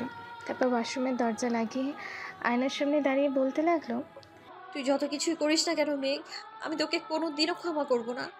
তুই আমার সাথে যেটা করেছিস তাতে তুই শুধু নিজের স্বামী হওয়ার অধিকার নয়, আমার সন্তানের বাবা হওয়ার অধিকারও হারিয়েছিস তুই। এদিকে বর্ষা ওয়াশরুমে ফ্রেশ হতে যাওয়ার পর মেঘ দুফোঁটা চোখের জল ফেলে মনে মনে বলতে লাগলো, আমি জানি বর্ষা, তোর কাছে সহজ হবে না আমার নতুন করে মেনে নেওয়া, কিন্তু আমিও হার মানের পাত্র নই। আমি তোকে আমার সে আগের দুষ্ট মিষ্টি বর্ষার রূপে ফিরিয়ে আনবই। আমাকে আর একটা সুযোগ দিতে বাধ্য করব তোকে আমি, আর এটা করতে আমরা যা করতে হয় আমি করব। তুই আমার যতদিন কষ্ট দিস না কেন, যত অবহেলাই করিস না কেন, আমি তোকে ছাড়বো না বর্ষা। তোকে সারা জীবন আমার বুকেই থাকতে হবে, এই মেঘের বুকের বর্ষা হয়ে। এখন থেকে তোকে আমি ভালোবাসে মিশ্রিত অত্যাচার করব। আর আমি জানি তুই ধীরে ধীরে আমার সে আগের বর্ষা হবেই হবে। এটা তোর আর আমাদের সন্তানের কাছে আমার প্রমিস বর্ষা। মনে মনে কথাটি বলে মেঘ। একটু পর ফ্রেশ হয়ে বর্ষা ওয়াশরুম থেকে বেরিয়ে এসে খাবারগুলো খেয়ে নিল, কারণ বর্ষা চায় না ওর সন্তানের ওর কারণে কোনো ক্ষতি হোক। তাই রাগ অভিমান দূরে রেখে ওকে সুস্থ থাকতে হবে ওর সন্তানের জন্য। ঠিকমতো খাওয়া দাওয়া করতে হবে ওকে। কথাটা বলেই বর্ষাকে চোখ মারল মেঘ। বর্ষার রাগে যেন শরীর জ্বলে যাচ্ছে, কিন্তু মুখে কিছু বলছে না, কারণ মেঘের হাতে এখনও সেই তেলাপোকার বয়ামটা আছে। মেঘ দরজা দিয়ে দাঁড়িয়ে চলে যেতেই বর্ষা দ্রুত গিয়ে দরজা লাগিয়ে দিল। তারপর ভেঙচি দিয়ে বলল, ইস, কুম্ভপুত্রের শখ কত একসাথে ঘুমাবে। হ্যাঁ, আমি রাতেই এখান থেকে পালিয়ে যাব, আর কখনো ফিরবো না আমি তোর কাছে। ততক্ষণ একটু ঘুমিয়ে নিই, শরীরটা বেশ ক্লান্ত লাগছে আমার। কথাটা বলে বিছানায় গিয়ে শুয়ে ঘুমিয়ে পড়ল বর্ষা। মাঝরাতে হঠাৎ বর্ষার ঘুম ভেঙে গেল। চোখ বন্ধ করে থেকে বর্ষা ভাবলো এখন পালাবে। কথাটা ভেবে যখনই বর্ষা চোখ খুলে একটু নড়বার চেষ্টা করলো, তখনই বর্ষা বুঝতে পারলো ওকে কেউ আষ্টে পৃষ্ঠে জড়িয়ে ধরে শুয়ে আছে। বর্ষা চোখ খুলে ভালো করে তাকিয়ে দেখলো ও মেঘের বুকে শুয়ে আছে, আর মেঘ ওকে শক্ত করে জড়িয়ে ধরে নাক ডেকে ঘুমাচ্ছে। শরীরের সমস্ত শক্তি দিয়ে মেঘকে ধাক্কা দিয়ে বিছানা থেকে নিচে ফেলে দিল বর্ষা। রাগ আর ঘৃণায় বর্ষার মুখটা যেন রক্তবর্ণ ধারণ করেছে। ও মেঘকে এক মুহূর্তের জন্য সহ্য করতে পারছে না। ঘুমের ঘোরে বর্ষার ধাক্কা খেয়ে খাট থেকে নিচে পড়ে গেল মেঘ। নিচে পড়ার সময় খাটের পাশে থাকা টেবিলের কোণার সাথে কপালে আঘাত লেগে অনেকটা কেটে গেল মেঘের। সেখান থেকে টপ টপ করে রক্ত পড়তে লাগলো। মেঘ কপালে হাত দিয়ে চেপে ধরে বর্ষার দিকে অসহায় দৃষ্টিতে তাকিয়ে বলল, বর্ষা, এটা কি করলি তুই? আমি কতটা আঘাত পেলাম, দেখ কিভাবে রক্ত ঝরছে কপাল কেটে। বর্ষা উঠে বসে মেঘের কথা শুনে একবার মেঘের দিকে তাকিয়ে চোখ সরিয়ে নিল, কারণ মেঘের মাথায় রক্ত দেখলে বর্ষার মেঘকে ঘৃণা করতে পারবে না। যতই হোক একসময় তো মেঘকে ভালোবেসেছেও, আর ভালোবাসার মানুষকে যে কষ্ট দেওয়া যায় না, অন্তত মেয়েরা পারে না কষ্ট দিতে। যদিও সবাই এক নয়। বর্ষা অন্যদিকে তাকিয়ে রাগী গলায় বলল, তোর সাহস কি করে হয় আমার জড়িয়ে ধরে ঘুমানোর? তোকে আমি বলেছি না আমি তোকে ঘৃণা করি? তোর স্পর্শকেও ঘৃণা করি আমি। তুই আমার রুমে ঢুকলে কি করে? আমি তো দরজা লাগিয়ে ঘুমিয়েছিলাম। বেরিয়ে যা আমার রুম থেকে, বের হ। বর্ষার কথা শুনে মেঘ ছলে ছলে চোখে বর্ষার দিকে তাকিয়ে করুণ গলায় বলল, আমি জানি আমি তোর সাথে অনেক বেশি অন্যায় করে ফেলেছি বর্ষা, কিন্তু আমি তো আমার ভুল বুঝতে পেরে তোর কাছে ক্ষমাও চেয়েছি। আমাকে একটা সুযোগ দেওয়া যায় না বর্ষা? প্লিজ প্লিজ বর্ষা, ক্ষমা করে দে আমায়, আর এইভাবে দূরে সরিয়ে দিস না। ক্ষমা?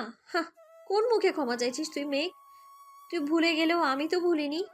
তুই শুধু আমাকেই না, আমার পেটের অনাগত নিষ্পাপ বাচ্চাকেও কলঙ্কিত করেছিস। আমি তোকে কোনোদিনও ক্ষমা করবো না মেঘ, কখনো না। তুই বের হ আমার রুম থেকে, এক্ষুনি বের হয়ে যা তুই। বর্ষার কথা শুনে মেঘ কপালের কাটা জায়গাটা হাত দিয়ে চেপে ধরে উঠে দাঁড়ালো। তারপর বর্ষার দিকে তাকিয়ে নরম গলায় বলল, আমি চলে যাচ্ছি বর্ষা, তুই ঘুমিয়ে পড়। এই সময় তোর জেগে থাকাটা ঠিক না। আমার কাছে ডুপ্লিকেট চাবি ছিল, আমি সেটা দিয়েই রুমে এসেছিলাম, আর আসবো না তোকে ডিস্টার্ব করতে। তুই নিশ্চিন্তে ঘুমোতে পারিস। কথাটা বলেই চোখের জল ফেলে রুম থেকে বেরিয়ে গেল মেঘ। বর্ষা মেঘের যাওয়ার পানে তাকিয়ে রইল। বর্ষার চোখ থেকেও পানি ঝরছাও ঝরে। মেঘকে কষ্ট দিয়ে যেন নিজেই কষ্ট পাচ্ছে বর্ষা।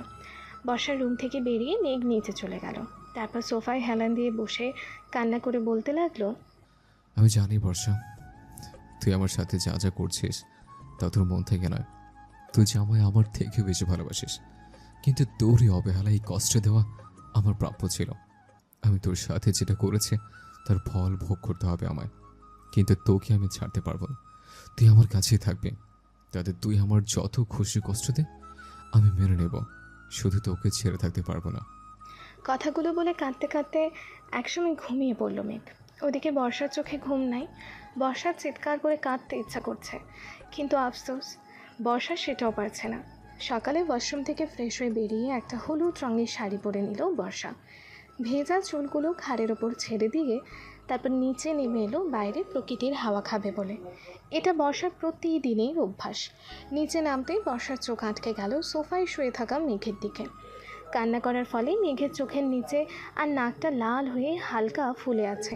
কপালে কেটে যাওয়া জায়গাটায় রক্ত জমাট বেঁধে শুকিয়ে গেছে। মুখটা কেমন শুকনো শুকনো লাগছে মেঘের। মেঘের এমন অবস্থা দেখে বুকের ভেতরটা ধক করে উঠল বর্ষার। বুকের বাম পাশে চেনচেন ব্যথা অনুভব হতে লাগলো, কিন্তু মুহূর্তেই বর্ষা নিজেকে সামলে নিল। বর্ষা কিছুতে মেঘের ওপর নরম হবে না, আর সুযোগ পেলেই এখান থেকে চলে যাবেও। কথাটা ভেবেই একটা দীর্ঘশ্বাস ফেলে বাইরের দিকে হাঁটা দিল বর্ষা। প্রায় 1 ঘন্টা ধরে বাগানের দোলনায় বসে ফুল গাছের দিকে এক নজর তাকিয়ে আছে বর্ষা। মাথায় ওর হাজারো চিন্তা ঘুরে বেড়াচ্ছে। নিজের পেটের সন্তানকে নিয়ে হাজারো চিন্তা ভর করেছে বর্ষার মাথায়। বাতাসে বর্ষার খোলা চুলগুলো উড়ছে, চুলের সাথে তাল মিলিয়ে উঠছে বর্ষার শাড়ির আঁচলটাও। কিন্তু সেদিকে বর্ষার কোনো ভ্রুক্ষেপ নেই। বর্ষা এখন ভাবনায় মগ্ন। হঠাৎ গিটারের শব্দে ধ্যান ভাঙে বর্ষার। অনেকদিন পর গিটারের সেই মন কাড়া সুর যেন টানছে বর্ষাকে। বর্ষা না যাওয়া সত্ত্বেও দোলনা থেকে আনমনে উঠে গেল। তারপর গিটারের সুর ধরে বাসার ভিতরে ঢুকে সোজা ছাদে পৌঁছে গেল বর্ষা। ছাদের দরজায় দাঁড়িয়ে বর্ষা দেখল মেঘ অন্যদিকে ঘুরে সামনে গিটার বাজিয়ে চলছে। গিটার বাজাতে বাজাতে মেঘ গান ধরল, দূরে কোথাও আছি বসে, হাত দুটো দাও বাড়িয়ে, বিরহ ছুতে চায় মনের দুয়ার, দু চোখ নির্বাক শোনা ছুটে। বাকিটা নিয়েছে দায়িত্বে শুনে নিন। গানটা গাওয়ার সময় বারবার গলাটা ধরে আসছে মেঘের, চোখ দিয়ে গড়িয়ে পড়ছে অঝরে পানি। বর্ষারও পেছনে দাঁড়িয়ে থেকে একই অবস্থা। চোখের পাতা বারবার ভিজে ভারী হয়ে আসছে বর্ষার। ইচ্ছে করছে ছুটে গিয়ে মেঘকে জড়িয়ে ধরে বলতে ও মেঘকে ভালোবাসে, খুব খুব ভালোবাসে।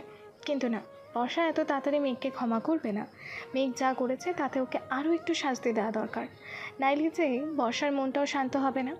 কথাগুলো ভেবেই চোখের জল মুছে মেঘ দেখার আগেই নিচে নেমে এলো বর্ষা।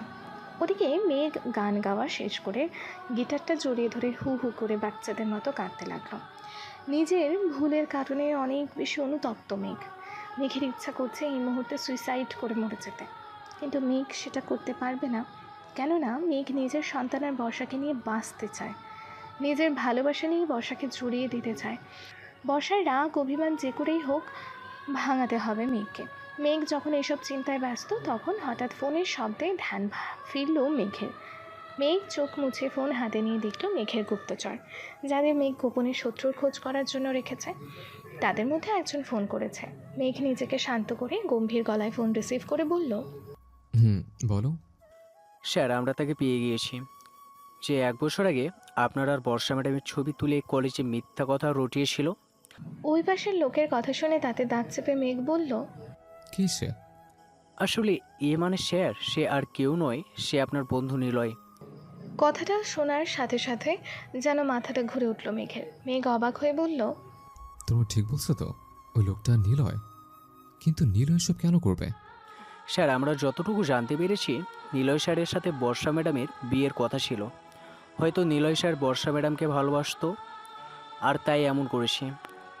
কথাটা শুনে মাথায় যেন রক্ত উঠে গেল মেঘের। মেঘ রাগী গলায় বলে উঠল, তোমরা সবাই মিলে নিলয়কে কিডন্যাপ করে আমার গোডাউনে নিয়ে বেঁধে রেখো, তারপর আমাকে খবর দাও। আর হ্যাঁ, কেউ যেন কিচ্ছু জানতে না পারে। Okay sir. কথাটা বলেই ফোনটা কেটে দিল মেঘ। তারপর ফোনটা হাতের মুঠোয় শক্ত করে ধরে বলল, নিলয়, তুই বড্ড ভুল করে ফেলেছিস। তোকে তো আমি কি করব তা আমি নিজেও জানি না। তোর জন্য আমি আমার বর্ষাকে সন্দেহ করেছি, কত কষ্ট দিয়েছে। এমনকি আমি আমার নিজের সন্তানকে ভুল বুঝে নষ্ট বলেছি। তোকে আমি ছাড়বো না নিলয়। তৈরি হ তুই মেঘ চৌধুরীর হাতে মরার জন্য। ফোনে কথা বলা শেষ করে গিটার হাতে ছাদ থেকে নিচে নেমে এলো মেঘ। তারপর রুমে গিয়ে ফ্রেশ হয়ে রেডি হয়ে নিচে নামতে লাগলো। নিচে নেমে 2টো সিঁড়ি বাদ থাকতে সোফায় বসে থাকা বর্ষাকে দেখে থেমে গেল মেঘ। বর্ষাও মেঘের দিকেই তাকিয়ে আছে। হলুদ শাড়ি আর খোলা চুলেই যেন নজর কাড়া সুন্দর লাগছে বর্ষাকে। মুখে কোনো সাজ না থাকলেও চেহারায় যেন একটা আকর্ষণ কাজ করছে মেঘের জন্য। মেঘ পরেছে একটা সাদা রঙের শার্ট, সাথে জিন্স প্যান্ট। শার্টের হাতা দুটো ফোল্ড করা, চুলগুলো আধো ভেজা, হাতে দামি ঘড়ি। মেঘকে আজ অনেক বেশি কিউট আর হ্যান্ডসাম লাগছে বর্ষার কাছে, কিন্তু মেঘের কপালের কাটা দাগটা দেখে বুকের ভেতরটা ধক করে উঠল বর্ষার। বর্ষা মেঘের দিক থেকে চোখ সরিয়ে নিচের দিকে তাকালো। মেঘ বর্ষার কাছে এগিয়ে আসতে লাগলো। মেঘকে এগিয়ে আসতে দেখে বর্ষা উঠে দাঁড়িয়ে সেখান থেকে চলে যেতে নিল। আর তখনই মেঘ গিয়ে বর্ষার হাত ধরে টান দিয়ে নিজের কাছে এনে কোমর জড়িয়ে ধরল। তারপর বর্ষার কপালে চুমু এগিয়ে দিয়ে বলল, আমার থেকে যত দূরে যাওয়ার চেষ্টা করিস না কেন, মনে রাখবি তুই শুধু আমারই। আমার বুকের মাঝে শুধু তুই আছিস। আমার ভুলটা যেমন ভেঙেছে, তেমনি একদিন তোর ভুলও ভাঙবে, আর তুই আমায় আপন করে নিবি সরিষা। আমি সেদিন অপেক্ষায় রইলাম। কথাটা বলে বর্ষাকে ছেড়ে দিয়ে আবারও জড়িয়ে ধরল মেঘ। বর্ষা মেঘের এমন কাণ্ড দেখে রাগী মুখ করে কিছু বলবে তার আগেই মেঘ বর্ষার ঠোঁট দখল করে নিল। মেঘের আচমকা এমন কাণ্ডে চোখ বন্ধ করে আবারও বড় বড় করে তাকালো বর্ষা। একটু পর বর্ষাকে ছেড়ে দিয়ে মেঘ বাঁকা হেসে বলল, শুনেছি সরিষা ফুলের মধু নাকি খুব মিষ্টি আর সুস্বাদু হয়, কিন্তু সেটা যে এতটা মিষ্টি হবে তা জানতাম না। ইস, আবার একটু খেতে ইচ্ছা করছে। না থাক, ওটা না হয় পরে এক সময় খাওয়া যাবে। এখন আবার খেতে গেলে আমার কপালে মৌমাছির ফুল ফোটাবে নিশ্চিত। মেঘের কথা শুনে আর মেঘের কাণ্ড কলাপ দেখে বর্ষা কী বলবে বা কী করবে বুঝতে পারছে না, তাই রাগী লোকে তাকিয়ে আছে মেঘের দিকে। মেঘ বর্ষাকে রাগ করতে দেখে নরম সুরে বলল, এত রাগ করার কিছু নেই, এটা ভালো কাজে যাচ্ছে, তাই যাওয়ার আগে মিষ্টি পুটটা করে নিলাম। কথাটা বলেই বর্ষাকে একটা চোখ টিপ মেরে চলে গেল মেঘ। আর বর্ষা মেঘের চলে যাওয়ার দিকে হাঁ করে তাকিয়ে রইল। কেন জানে না বর্ষার একটুও রাগ বা ঘৃণা হচ্ছে না মেঘের ওপর। তবে বর্ষার একটা জিনিস ভেবে খটকা লাগছে যে হঠাৎ মেঘের কী হলো যে ও এতটা খুশি, আর কি এমন ভালো কাজে গেল ও এখন। গোডাউনে পৌঁছে মেঘ সোজা চলে গেল নিলয়ের কাছে। মেঘের লোকেরা নিলয়কে একটি চেয়ারে বেঁধে রেখেছে। মেঘকে দেখে নিলয় বলে উঠল, দোস্ত আমায় বাঁচা। এই দেখ, এই লোকগুলো আমায় কিডন্যাপ করে এনে বেঁধে রেখেছে। কেন এমন করছে আমি তাও জানি না। দোস্ত তুই আমায় বাঁচা প্লিজ। নিলয়ের কথা শুনে মেঘ ওর লোকেদের ইশারা করলো নিলয়ের বাঁধন খুলে দিতে। মেঘের ইশারা পেয়ে দুজন লোক নিলয়ের বাঁধন খুলে দিল। বাঁধন খুলতে নিলয় উঠে চলে যেতে নিলে মেঘ বলল, আরে দোস্ত, কই যাস তুই? তোর সাথে আমার কথা আছে, তাই তো তোকে কিডন্যাপ করতে বলেছিলাম ওদের। মেঘের কথা শুনে নিলয় অবাক হয়ে ভ্রুকুচকে বলল, তুই আমায় কিডন্যাপ করেছিস, কিন্তু কেন মেঘ? আরে ভাই, আগে এখানে চুপটি করে একটু বসবি তো, তারপর সব বলছি তোকে। মেঘের কথা শুনে ভয় করলো। নিলয় চেয়ারে বসলো। নিলয়ের সামনে চেয়ারে পায়ের ওপর পা তুলে মেঘ বসে ওর লোকেদের বলল, এই, তোমরা যাও তো, আমাদের দুই বন্ধুর জন্য গরম গরম কফি নিয়ে আসো। কফিটা যেন খুব গরম হয়, আর তাড়াতাড়ি আনবা, বুঝলাম? মেঘের কথা শুনে ওর লোকেরা কফি আনতে চলে গেল। এদিকে মেঘের এমন আচরণে নিলয় যেমন অবাক হচ্ছে তেমনি পাচ্ছে ভয়। নিলয় মেঘকে কাঁপা কাঁপা গলায় জিজ্ঞেস করলো, তো তুই আমায় কেন কিডন্যাপ করেছিস মেঘ? আমায় বললেই তো আমি চলে আসতাম। আরে দোস্ত, তুই এত ঘামছিস কেন? আর এত ভয় পাচ্ছিস কেন বলতো? আমি তো তোর সাথে মজা করে তোকে এখানে নিয়ে এসেছি। আচ্ছা বাদ দে এসব, এখন বল তোর পেট দাওয়াত দিচ্ছিস কবে? মেঘের কথা শুনে অজানা ভয়ে শুকনো ঢোক গিলল নিলয়। তারপর জোর করে হাসি দেওয়ার চেষ্টা করে বলল, যখন বিয়ে করব তখন তো তোকে জানাবোই, আর দাওয়াতও দিব। তাই? তাহলে বর্ষার সাথে তো যখন বিয়ে হচ্ছিল তখন দাওয়াত দিল না কেন? এমনকি জানালিও না।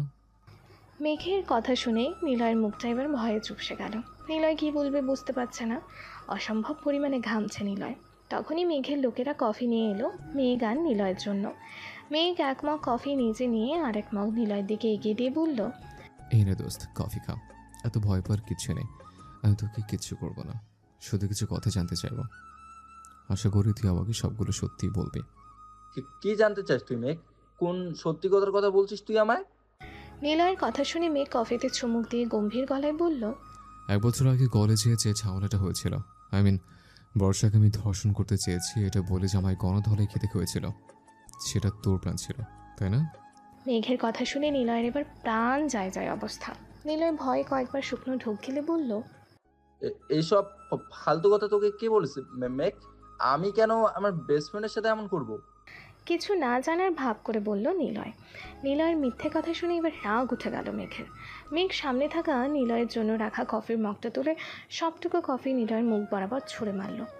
এতক্ষণে কফির গরম একটু কমে যাওয়ায় নিলয়ের মুখটা পোড়ার বদলে কিছুটা লাল হয়ে গেল। নিলয় চিৎকার করে মুখে হাত দিয়ে বলল, এটা তুই কি করলি মেঘ? আমার মুখটা তো জ্বলে গেল। ইস, সরি সরি রে নিলয়, আমি আসলে খেয়াল করিনি। তুই কিছু মনে করিস না প্লিজ। আচ্ছা বাদ দে, এখন বল, কলেজের ঘটনাটা তুই ঘটিয়েছিলি সেটা আমি জানি, কিন্তু কেন ঘটিয়েছিলি সেটা বল। কেন নিজের বেস্ট ফ্রেন্ডের সাথে এমন করলি? সত্যি কথা না বললে তোর জন্য খুব খারাপ হয়ে যাবে, তাই যা বলবি সত্যি করে বল।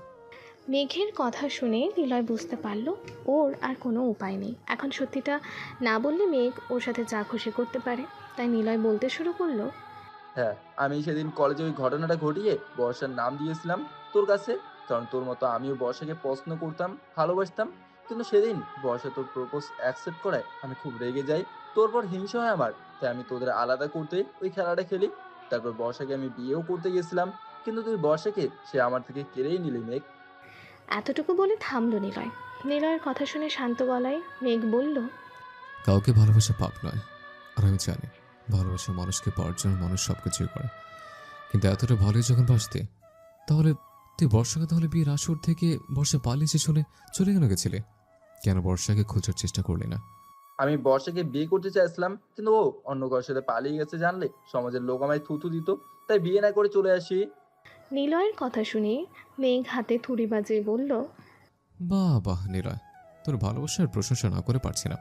একটা মেয়ে বিয়ের আসর থেকে হঠাৎ হারিয়ে গেল, তাকে তুই ভালোবাসিস, অথচ মেয়েটা পালিয়ে গেছে নাকি তার কোনো বিপদ হয়েছে, এটা খোঁজ না নিয়ে তুই সমাজের লোকের কথায় ভয়ে বিয়ে না করে চলে গেলি। কেমন ভালোবাসা তোর? শান্ত গলায় এতটুকু বলেই উঠে দাঁড়ালো মেঘ। তারপর নিলয়ের শার্টের কলার ধরে চেয়ার থেকে তিনি তুলে টানতে টানতে নিয়ে গেল গাড়িতে। মেঘের সাথে মেঘের লোকেরাও গাড়িতে গিয়ে বসলো। নিলয় মেঘের এমন রাগী লোক দেখে ভয়ে কাবু হয়ে বলল, তুই আমাকে কোথায় নিয়ে যাচ্ছিস মেঘ? ছেড়ে দে আমায় প্লিজ মেঘ, আমায় ক্ষমা কর। নিলয়ের কথার কোনো উত্তর না দিয়ে নিলয়কে নিয়ে সোজা নিজের বাসার সামনে এসে গাড়ি থামালো মেঘ। তারপর গাড়ি থেকে নেমে নিলয়ের কলার ধরে টানতে টানতে নিলয়কে বাসার ভেতর নিয়ে গেল। আর ওর লোকেদের ইশারায় কিছু একটা বলে দিল মেঘ। নিলয়কে টানতে টানতে নিয়ে গিয়ে বর্ষার সামনে ধাক্কা দিয়ে ফেলে দিল মেঘ। বর্ষা বাগানের দোলনায় বসেছিল। নিলয়কে এভাবে ফেলে দিতে দেখে বর্ষা দোলনা থেকে উঠে দাঁড়িয়ে অবাক হয়ে মেঘের দিকে তাকিয়ে রইল। নিলয়কে টানতে টানতে নিয়ে গিয়ে বর্ষার সামনে ধাক্কা দিয়ে ফেলে দিল মেঘ। বর্ষা বাগানের দোলনায় বসেছিল। নিলয়কে এভাবে ফেলে দিতে দেখে বর্ষা দোলনা থেকে উঠে দাঁড়িয়ে অবাক হয়ে মেঘের দিকে তাকিয়ে রইল। বর্ষাকে অবাক হয়ে তাকিয়ে থাকতে দেখে মেঘ গিয়ে নিলয়কে কলার ধরে টেনে তুলে বলল, এবার বল নিলয়, 1 বছর আগে তুই কি করেছিস আর কেন করেছিস? মেঘের কথা শুনে বর্ষা ভ্রু কুঁচকে মেঘের দিকে একবার আর নিলয়ের দিকে আরেকবার তাকিয়ে আছে। নিলয় আমতা আমতা করে মেঘকে বলল, প্লিজ দোস্ত, ছেড়ে দে না আমায়। আমি তোর কাছে ক্ষমা চাইছি, আমায় মাফ করে দে, যেতে দে আমায়। বুঝেছে, তুই সোজা কথায় মানবি না তাই তো? দাঁড়া, তোকে কি করে মানাতে হয় আমি দেখাচ্ছি। কথাটা বলেই মেঘ আশেপাশে কিছু একটা খুঁজতে লাগলো। তারপর বাগানের পাশে একটা বাঁশের টুকরা দেখতে পেয়ে সেটা গিয়ে নিয়ে এসে বলল, এবার বল, তুই এটার বাড়ি খাবি নাকি সত্যিটা বর্ষাকে বলবি? মেঘের কথার আগা মাথা কিছুই বুঝতে পারছে না বর্ষা। তাই বর্ষা মেঘের দিকে তাকিয়ে বলেই ফেলল, কি হয়েছে কি মেঘ, তুই ভাবে নিলয় ভাইয়াকে ভয় দেখাচ্ছিস কেন? আর কি সত্যি বলবেন উনি আমায়? বর্ষার কথার উত্তর না দিয়ে মেঘ নিলয়ের বাহুতে একটা বাড়ি মেরে দিল। তারপর বলল, তুই কি সত্যিটা বলবি নিলয়, নাকি আমি তোকে এটা দিয়ে আদর করে সব সত্যিটা বলাবো? মেঘের হাতে বাঁশের টুকরা দেখে আর ওটার বাড়ি খেয়ে ভয় ঢোক গিলে একে একে সব কিছু বলে দিল বর্ষাকে নিলয়। সব কথা শুনে বর্ষা হাঁ হয়ে তাকিয়ে আছে আর মনে মনে ভাবছে, এই নিলয় নামের আপত্তার জন্যে আজকে ওর আর মেঘের মাঝে এত ভুল বোঝাবুঝি। সব কিছুর মূলে তাহলে এই নিলয়। কথাটা ভাবতেই রাগে বর্ষার মুখটা লাল হয়ে গেল। বর্ষার রাগ বুঝতে পেরে মেঘ নিজের হাতে থাকা বাঁশটা বর্ষার দিকে এগিয়ে দিয়ে বলল, এই নে বর্ষা, তোর মনের রাগ মেটা। আমাদের মাঝে সব ঝামেলার জন্য একমাত্র দায়ী এই নিলয়ের বাচ্চা নিলয়। তুই মার ওকে বর্ষা, মার এটা দিয়ে। মেঘের কথা শুনে শাড়ির আঁচলটা কোমরে বেঁধে মেঘের হাত থেকে বাঁশটা নিয়ে নিলয়কে এলোপাথারি পেটানো শুরু করলো বর্ষা। আর মেঘ নিলয়ের হাত দুটো ধরে রাখলো যেন নিলয় কিছু করতে না পারে। নিলয়কে পেটাচ্ছে আর বলছে বর্ষা, হারামি শয়তান, রাম ছাগল বেটা, কুমির, তোর জন্য আজকে আমার এই অবস্থা। শালা তোকে আজকে আমি মেরেই ফেলবো বেটা হনুমান। আমি ভালোবাসিস তুই তাই না? তোর ভালোবাসা আজকে আমি কেলিয়ে বের করব। এইসব কথা বকছে আর ইচ্ছা মতো নিলয়কে বাঁশ দিয়ে ধোলাই করছে বর্ষা। এদিকে নিলয় সমানে চিৎকার করে বর্ষাকে থামতে বলছে, মাপ চাইছে। সেদিকে বর্ষার কোনো হেলদোল নেই। বেশ কিছুক্ষণ পেটানোর পর বর্ষা ক্লান্ত হয়ে বাসটা ফেলে দোলনায় গিয়ে বসে পড়ল। তারপর বলল, দাঁড়া বেটা, হাতির হবু জামাই অ্যানাকোন্ডা, একটু জিরিয়ে নি, তারপর তোরে আবার ধুলাই করবো আমি। এদিকে নিলয়ের হাল বেহাল, বেচারা মাটিতে বসে পড়েছে, আর মেঘ পাশে দাঁড়িয়ে মুচকি মুচকি হাসছে। মেঘের আগে থেকেই ধারণা আছে বর্ষার রাগ সম্পর্কে। কলেজে পড়াকালীন একটা বখাটে ছেলে বর্ষাকে দেখে শীষ বাজিয়ে বাজে কথা বলায় বর্ষা আচ্ছা মতো ধোলাই দিয়েছিল ছেলেটাকে। আর ছেলেটা কিছু বলতে পারেনি, কারণ বর্ষার সাথে মেঘ ছিল। তাই ইচ্ছা করেই নিলয়কে নিজে না মেরে বর্ষার কাছে নিয়ে এসেছে মেঘ। একটু পর মেঘের লোকেরা পুলিশ নিয়ে এলো মেঘের বাসায়। মেঘ নিলয়কে পুলিশের হাতে তুলে দিয়ে কিছু টাকা দিয়ে নিলয়ের কঠোর শাস্তি দেওয়ার কথা বলে দিল। সাথে মানহানি আর ইফটিজিং করার মামলা করলো। পুলিশ নিলয়কে নিয়ে চলে গেল। নিলয়কে নিয়ে পুলিশ চলে গেলে মেঘ এসে বর্ষার পাশে দোলনায় বসে বলল, অনেকদিন পর খুব ভালো একটা বিনোদন পেলাম। তোর সেই টাকিনি রূপটা আবার দেখতে পেলাম। ইস, রাগলে তোকে যে দারুণ লাগে রে সরিষা। মেঘের কথা শুনে মেঘের দিকে মুচকি হেসে তাকালো বর্ষা। তারপর দাঁতে দাঁত চেপে বলল, আমার ডাকিনী রূপটা সত্যি অনেক সুন্দর, তাই না রে কুম্ভভূত? কিন্তু বিনোদনটা তোর এখনো শেষ হয়নি, তবে এবার হবে। বর্ষার কথা শুনে ভ্রুকুচকে তাকিয়ে মেঘ বলল, নীলকতে পুলিশে নিয়ে গেল, তাহলে আর বিনোদন কি করে হবে? দাঁড়া, দেখাচ্ছি কি করে হবে। কথাটা বলেই সেই বাঁশটা আবারও হাতে তুলে নিল বর্ষা। তারপর মেঘের দিকে এগিয়ে এসে মেঘকে মারতে মারতে বলতে লাগলো, বেটা কুম্ভভূত, রাক্ষস, খোপকস, বান্দর, হনুমান, কুমড়ো পটাশ, তুই ভালো করে খোঁজ না নিয়ে অনেক কষ্ট দিয়েছিস আমায়। আজকে তোকে হাড়ে হাড়ে বোঝাবো সন্দেহ করার মজা কাকে বলে। দাঁড়া বলছি, দাঁড়া। কোথায় পালাচ্ছিস তুই, হ্যাঁ বেটা ডাইনোসর? কথাগুলো বলছে আর মেঘের পিছু পিছু হাঁটতে হাঁটতে মেঘকে মারছে বর্ষা। বর্ষার হাতে মার খেয়ে মেঘ সমানে পিছাচ্ছে আর বলছে, আমার ভুল হয়ে গেছে বর্ষা, প্লিজ এবারের মতো মাফ কর। উফ, আমার লাগছে তো। আউচ, ছেড়ে দেন আমায় প্লিজ বর্ষা, আমি না তো স্বামী। কথাগুলো বলে পেছাতে পেছাতে সুইমিং পুলের কাছে গিয়ে ধপাত করে সুইমিং পুলে পা পিছলে পড়ে গেল মেঘ।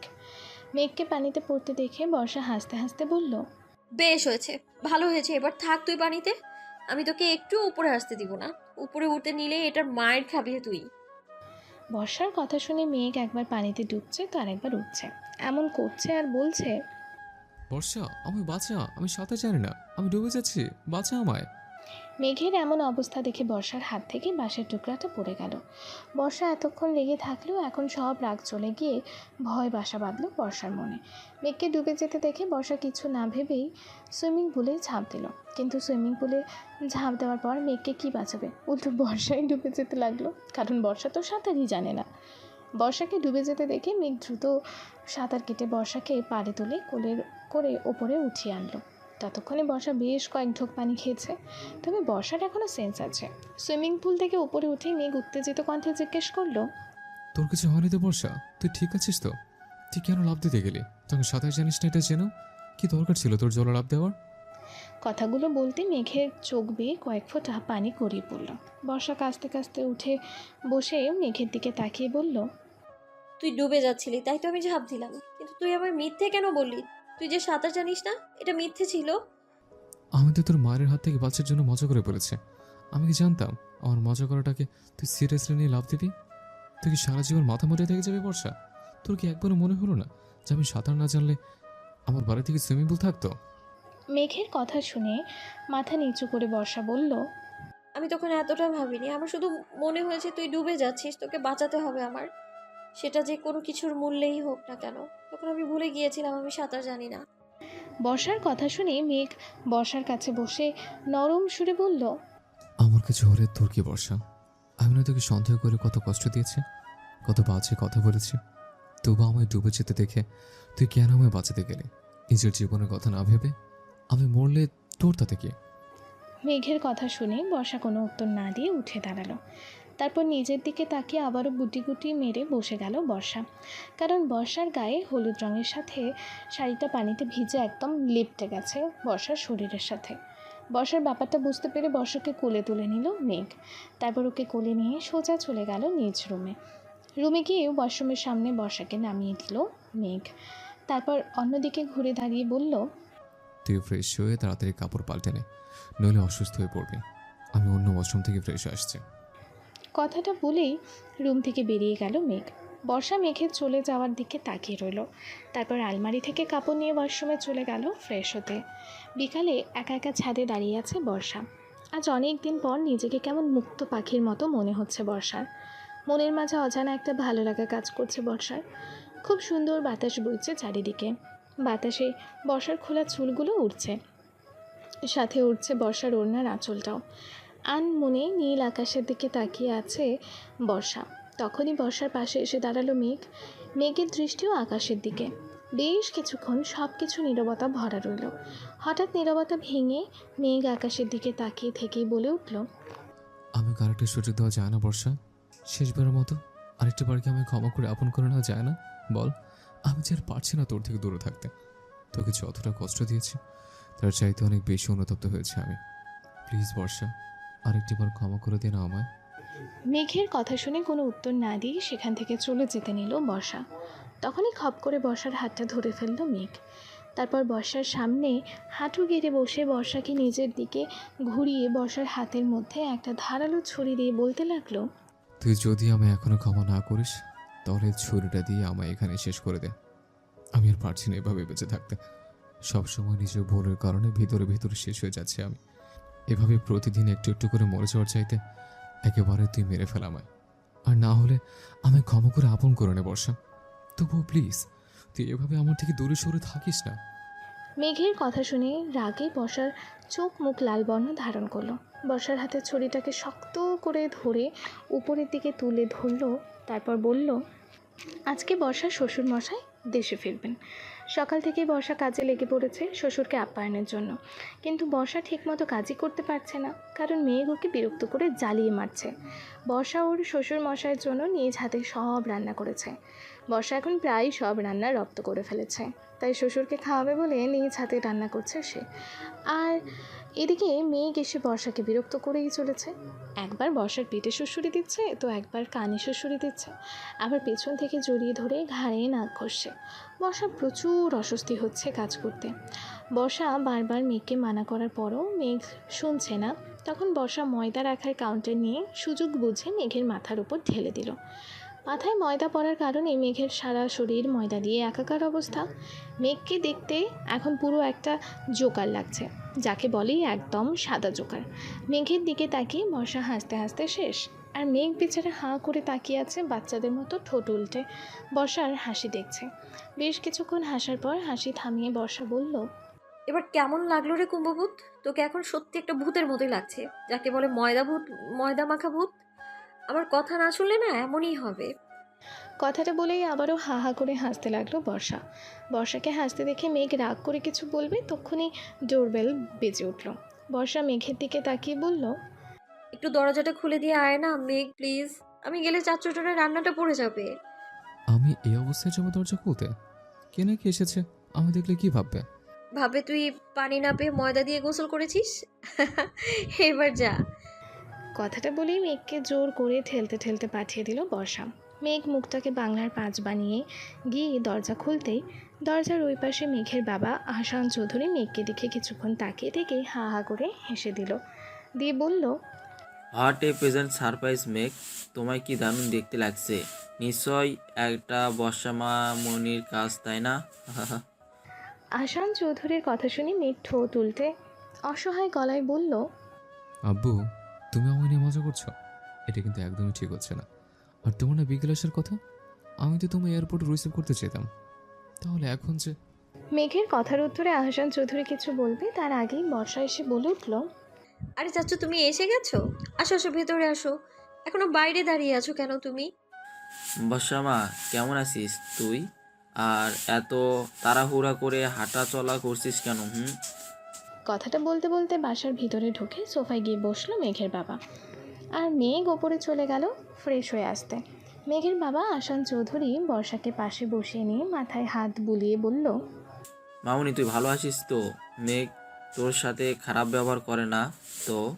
আমাকে সত্যি করে বল মা। মেঘের বাবার কথা শুনে বর্ষা মুচকে হেসে বলল, না চাচু, মেঘ আমায় অনেক ভালোবাসে, একটুও কষ্ট দেয় না, আমার অনেক যত্ন করেও। তুমি এসব কেন জিজ্ঞেস করছো বলো তো? কারণ আমি জানি মা, তোর বিয়ের দিন তোকে আর কেউ নয় মেঘ কিডন্যাপ করেছিল। আর মেঘই সেদিন তোকে আড়াল থেকে বিয়ে করেছিল। বিদেশ যাওয়ার আগে আমার ভয় ছিল তোকে নিয়ে, যে মেঘ যদি তোকে কষ্ট দেয়। তাই প্রতিদিন মেঘ কল দিতাম আমি তোর খবর দিতে, কিন্তু সব সময় মেঘ বলতো ও তোর পাশে নেই বা তুই ঘুমোচ্ছিস, তাই আর কথা বলা হতো না। তুমি একদম চিন্তা করো না চাচু, মেঘ আমায় একটুও কষ্ট দেয়নি, বরং সব সময় খেয়াল রেখেছে আমার। ও শুধু আমার স্বামীই নয়, বরং আমার বন্ধু। এমন ভাগ্য কয়জনের হয় বলো চাচু, যে স্বামী নিজের বন্ধুর মতো হয়? বর্ষার কথা শুনে আহসান চৌধুরী বর্ষার মাথায় হাত বুলিয়ে বললেন, দেখেছিস মা, তুই অনেক সুখী হবি। আমার দোয়া সব সময় তোর সাথে থাকবে। তবে আমি কিন্তু তোর ওপর একটু রেগে আছি। মা, তুমি আবার রেগে আছো কেন চাচু? আমি আবার কি করলাম? আমার অপরাধটা কি বলো? এই যে তুই আমায় এখনো চাচ্চু বলে ডাকিস। আরে আমি চাচ্চুর পর এখন তোর শ্বশুর মশাই, তাই আমায় তুই আব্বু বলে ডাকি, বুঝলি মামুনি? আহসান চৌধুরীর কথা শুনে মুচকি হাসলো বর্ষা। তারপর বলল, ওকে আমার আব্বু জান, তাই হবে। তারপর দুজনেই হেসে দিল। বিদেশ থেকে আসার সময় আহসান চৌধুরী অনেকগুলো খেলনা আর ছোট ছোট জামা কাপড় নিয়ে এসেছেন তার হবু নাতি বা নাতনির জন্য। আহসান চৌধুরীকে দেখেই বোঝা যাচ্ছে তিনি কতটা খুশি। বিকেলে ছাদে দাঁড়িয়ে আছে বর্ষা। বর্ষা একটা কলাপাতা রঙের শাড়ি পরেছে, সাথে হাতে ম্যাচিং চুড়ি, কানের ছোট্ট দুটো ঝুমকো, গলায় সোনার লকেটওয়ালা চিকন চেন, চোখে গাঢ় কাজল, ঠোঁটে হালকা লিপস্টিক। চুলগুলো আর শাড়ির আঁচলটা বাতাসে উড়ছে আপন মনে। সেদিকে বর্ষার কোনো নজর নেই। বর্ষা আনমনে তাকিয়ে আছে আকাশের দিকে। হঠাৎ মেঘের ছোঁয়ায় ধ্যান ভাঙল বর্ষার। মেঘ পেছন থেকে বর্ষাকে জড়িয়ে ধরে বর্ষার চুলের মাঝে মুখ গুজে বলল, সরি জান। মেঘের কথা শুনে অবাক হয়ে মেঘের দিকে ফিরে তাকালো বর্ষা। তারপর ভ্রু কুঁচকে জিজ্ঞেস করলো, সরি কেন বলছিস মেঘ? আব্বুর সাথে যদি কথাগুলো বলছিলে, আমি আড়াল থেকে সব শুনেছি। আমি তোকে এতটা কষ্ট দেওয়ার পরেও তুই আমার বিষয়ে আব্বুকে কিছু বলিস না, বরং সবসময় আমার সম্পর্কে ভালো বলে গেলি। সত্যি আমি অনেক বেশি অনুতপ্ত নিজের ভুলের জন্য। নিজেকে বড় বেশি অপরাধী মনে হচ্ছে আজ। মেঘের কথা শুনে মুচকি হেসে মেঘের গলা জড়িয়ে ধরল বর্ষা। তারপর মেঘের নাকের সাথে নাক ঘষে মেঘের গালে ছোট্ট করে একটা চুমু এঁকে দিয়ে বলল, তুই আমার স্বামী মেঘ। তোকে অন্যের সামনে ছোট করা মানে নিজেকে ছোট করা। তোকে কারো সামনে খারাপ প্রমাণ করা মানে তো নিজের সম্মান নষ্ট করা। আর তাছাড়া তুই নিজের ভুল বুঝতে পেরে অনুতপ্ত হয়েছিস। আমার আর তোর উপর কোনো রাগ নেই, কোনো অভিযোগও নেই। আমি শুধু তোর এই জীবনের সাথী নই, আমি তোর অর্ধাঙ্গিনী, তোর স্ত্রী। মৃত্যুর পরেও আমি তোকেই চাই। ভালোবাসি তোকে, আমি অনেক ভালোবাসি। তুই আমার ছোট্ট সোনামণির বাবা। তোকে অন্যের সামনে নিচু করলে যে আমার সন্তানের সামনে আমি দাঁড়াতে পারবো না। আমাদের একটা অনেক সুখী পরিবার হবে, দেখিনিস তুই? তাই অতীতের কথা ভেবে আর কষ্ট না পেয়ে বর্তমানকে নিয়ে ভাব মেঘ। বর্ষার কথা শুনে হাঁটু গেড়ে নিচে বসে পড়ল মেঘ। তারপর বর্ষার কোমর জড়িয়ে ধরে 2 ফোঁটা চোখের জল ফেলে বলল, আমি সত্যি অনেক ভাগ্যবান, তাই তোর মতো একজন জীবনসাথী পেয়েছে। আমি তোকে আর কোনো দিন কষ্ট পেতে দিব না। সারা জীবন আমার এই বুকের সাথে ভালোবাসা দিয়ে আমি আগলে রাখবো তোকে। আমার ভালোবাসায় রাঙিয়ে দিব আমি তোর জীবন। কষ্টের ছায়াও কখনো আমি পড়তে দিব না তোর জীবনে। সবচাইতে সেরা স্বামী হয়ে আমি তোকে দেখিয়ে দেব। এটা আমার প্রমিস বর্ষা, আমার প্রমিস এটা। মেঘের কথা শুনে বর্ষা হেসে দিয়ে মেঘকে দাঁড়াতে বলে বলল, ছি ছি ছি মেঘ, তুই তো দেখছি আমার আর আমার ছেলের মাথায় একদম নিচু করে দিলি। এত বড় একটা ঢিঙ্গি ছুলে হয়ে এমন ছাগলের মতো ভ্যাবে করে কাচ্ছিস। আমার ছেলে তো পেটের ভেতর থেকে বলছে ওর বাবা একটা ছাগল, তাই ছাগলের মতো কাচ্ছে। বর্ষার কথা শুনে মুচকি হেসে বর্ষাকে শক্ত করে বুকের মাঝে জড়িয়ে ধরল মেঘ। তারপর বলল, আই লাভ ইউ জান, I love you so much. Operation থিয়েটারের বাইরে বসে আছে মেঘ, আহসান চৌধুরী আর বর্ষার বাবা মা। সবার চোখে পানি। সবাই আল্লাহর কাছে দোয়া করে চলেছে বর্ষা আর ওর বাচ্চার সুস্থতার জন্য, কারণ একটু আগে বর্ষাকে অপারেশন থিয়েটারে নিয়ে যাওয়া হয়েছে। বর্ষার বেবি হওয়ার পেইন হয়নি, কিন্তু হঠাৎ করে খিঁচুনি উঠেছিল বর্ষার। ডাক্তার জানিয়েছেন বর্ষার অবস্থা খুব একটা ভালো নয়। মেঘ প্রায় পাগল হয়ে গেছে বর্ষার জন্য। পাগলের মতন বসে বসে কান্না করছে ও, আর দেওয়ালে বারবার হাত দিয়ে আঘাত করছে। হাতে বেশ কিছু জায়গায় ছিলে গেছে মেঘের। প্রায় 2 ঘন্টা অপারেশনের পর বাচ্চার কান্নার আওয়াজ ভেসে এলো অপারেশন থিয়েটার থেকে। সকলের মুখে হাসি ফুটে উঠলেও মেঘ এখনও শান্ত হতে পারেনি। মেঘের চিন্তা বর্ষা ঠিক আছে কিনা। একটু পর কাপড় নিয়ে মোড়ানো ছোট্ট রাজকন্যাকে কোলে নিয়ে অপারেশন থিয়েটার থেকে বেরিয়ে এলো একজন নার্স। তারপর বলল, বর্ষা চৌধুরীর স্বামী কি এখানে? সবাই মেঘকে দেখিয়ে দিল। নার্সটা বাচ্চাটাকে নিয়ে মেঘের কাছে এগিয়ে গিয়ে বলল, স্যার, এই নিন আপনার মেয়ে, দেখুন কি মিষ্টি দেখতে হয়েছে ওকে। নার্সের কথায় গুরুত্ব না দিয়ে বাচ্চাকে কোলে না নিয়ে মেঘ উত্তেজিত হয়ে বলে উঠল, বর্ষা কেমন আছে সিস্টার? আমার ওয়াইফ, আমার স্ত্রী বর্ষা, ও সুস্থ আছে তো? মেঘের কথা শুনে অবাক হয়ে গেল নার্স। কেননা মেঘ এখনও একবারের জন্য নিজের মেয়ের দিকে তাকায়নি, বরং ওর নজর এখনও অপারেশন থিয়েটারের দিকে, আর ও মেয়ের বদলে স্ত্রীকে নিয়ে ভাবছে। নার্সটা কিছুক্ষণ অবাক চোখে তাকিয়ে থেকে মুচকি হেসে বলল, স্যার, আপনার ওয়াইফ একদম সুস্থ আছে। ওনাকে একটু পরে বেডে দেয়া হবে, তখন দেখা করতে পারবেন। এবার তো অন্তত নিজের রাজকন্যার কথা ভাবুন। দেখুন আপনার মেয়ে কি মিষ্টি দেখতে হয়েছে। নার্সের কথা শুনে যেন দেহে প্রাণ ফিরে পেল মেঘ। নার্সের কোল থেকে মেয়েকে কোলে নিয়ে মন ভরে দেখে কপালে চুমু এঁকে দিল। সবাই মেয়েকে কোলে নিয়ে আদর করতে লাগলো। একটু পর বর্ষাকে বেডে দেওয়া হলে মেয়েকে শাশুড়ির কোলে দিয়ে বর্ষার কাছে চলে গেল। বর্ষার চোখ বন্ধ করে বেডে শুয়ে আছে। মেঘ গিয়ে বর্ষার কপালে চুমু দিয়ে বর্ষার হাত নিজের 2 হাতে মুষ্টিবদ্ধ করে ধরে হাতে চুমু দিয়ে বলল, কতটা ভয় পেয়েছিলাম জানিস তুই? কেন এমন করছিস? হ্যাঁ, কেন বলছিস না? তোর কিছু হলে আমার নিঃশ্বাস থেমে যাবে, শেষ হয়ে যাব আমি। তোকে ছাড়া নিজেকে চিন্তা করতেও কষ্ট হয় আমার। মেঘের কথা শুনে বর্ষা চোখ খুলে মুচকি হেসে জোর করে বলল, আরে পাগল, আমার কিছু হয়নি তো, এই দেখ আমি একদম সুস্থ। আমার মেয়ে কোথায়? নিয়ে আয় ওকে, কোলে নিব আমি ওকে। তারপর বর্ষার মা বর্ষার মেয়েকে কোলে নিয়ে কেবিনে ঢুকলো। বর্ষা মেয়েকে দেখে মন ভরালো। এ যেন এক দারুণ অনুভূতি, প্রথমবার মা হওয়ার অনুভূতি, যে অনুভূতিটা শুধু একজন মাই বুঝতে পারে। 3 বছর পর মেঘ আর বর্ষার একমাত্র রাজকন্যা বৃষ্টিমণি, সকলের চোখের মণি সে। যেমন মিষ্টি দেখতে, তেমনি দুষ্টু আর জেদি, তবে খুব বেশি আদরে মেয়ে বৃষ্টি। বর্ষার পরিবারটা আজ সুখে পরিপূর্ণ। মেঘের বাবা আসান চৌধুরী নিজের বিজনেস থেকে অবসর নিয়েছেন, আর বিজনেসের সকল দায়িত্ব এখন মেঘের ঘাড়ে। মেঘ খুব দায়িত্ব নিষ্ঠার সাথে বিজনেস সামাল দিচ্ছে। ওদের জীবনটা আজ ভালোবাসা আর সুখে পরিপূর্ণতা পেয়েছে। এভাবেই ভালো থাক সকল পবিত্র ভালোবাসার মানুষের জীবন। সন্দেহ নয়, বিশ্বাসে ভরে থাক চারিদিক। রাগ বা অভিমান দিয়ে নয়, ভালোবাসা দিয়ে জয় করুক সবাই ভালোবাসার মানুষের ভালোবাসা।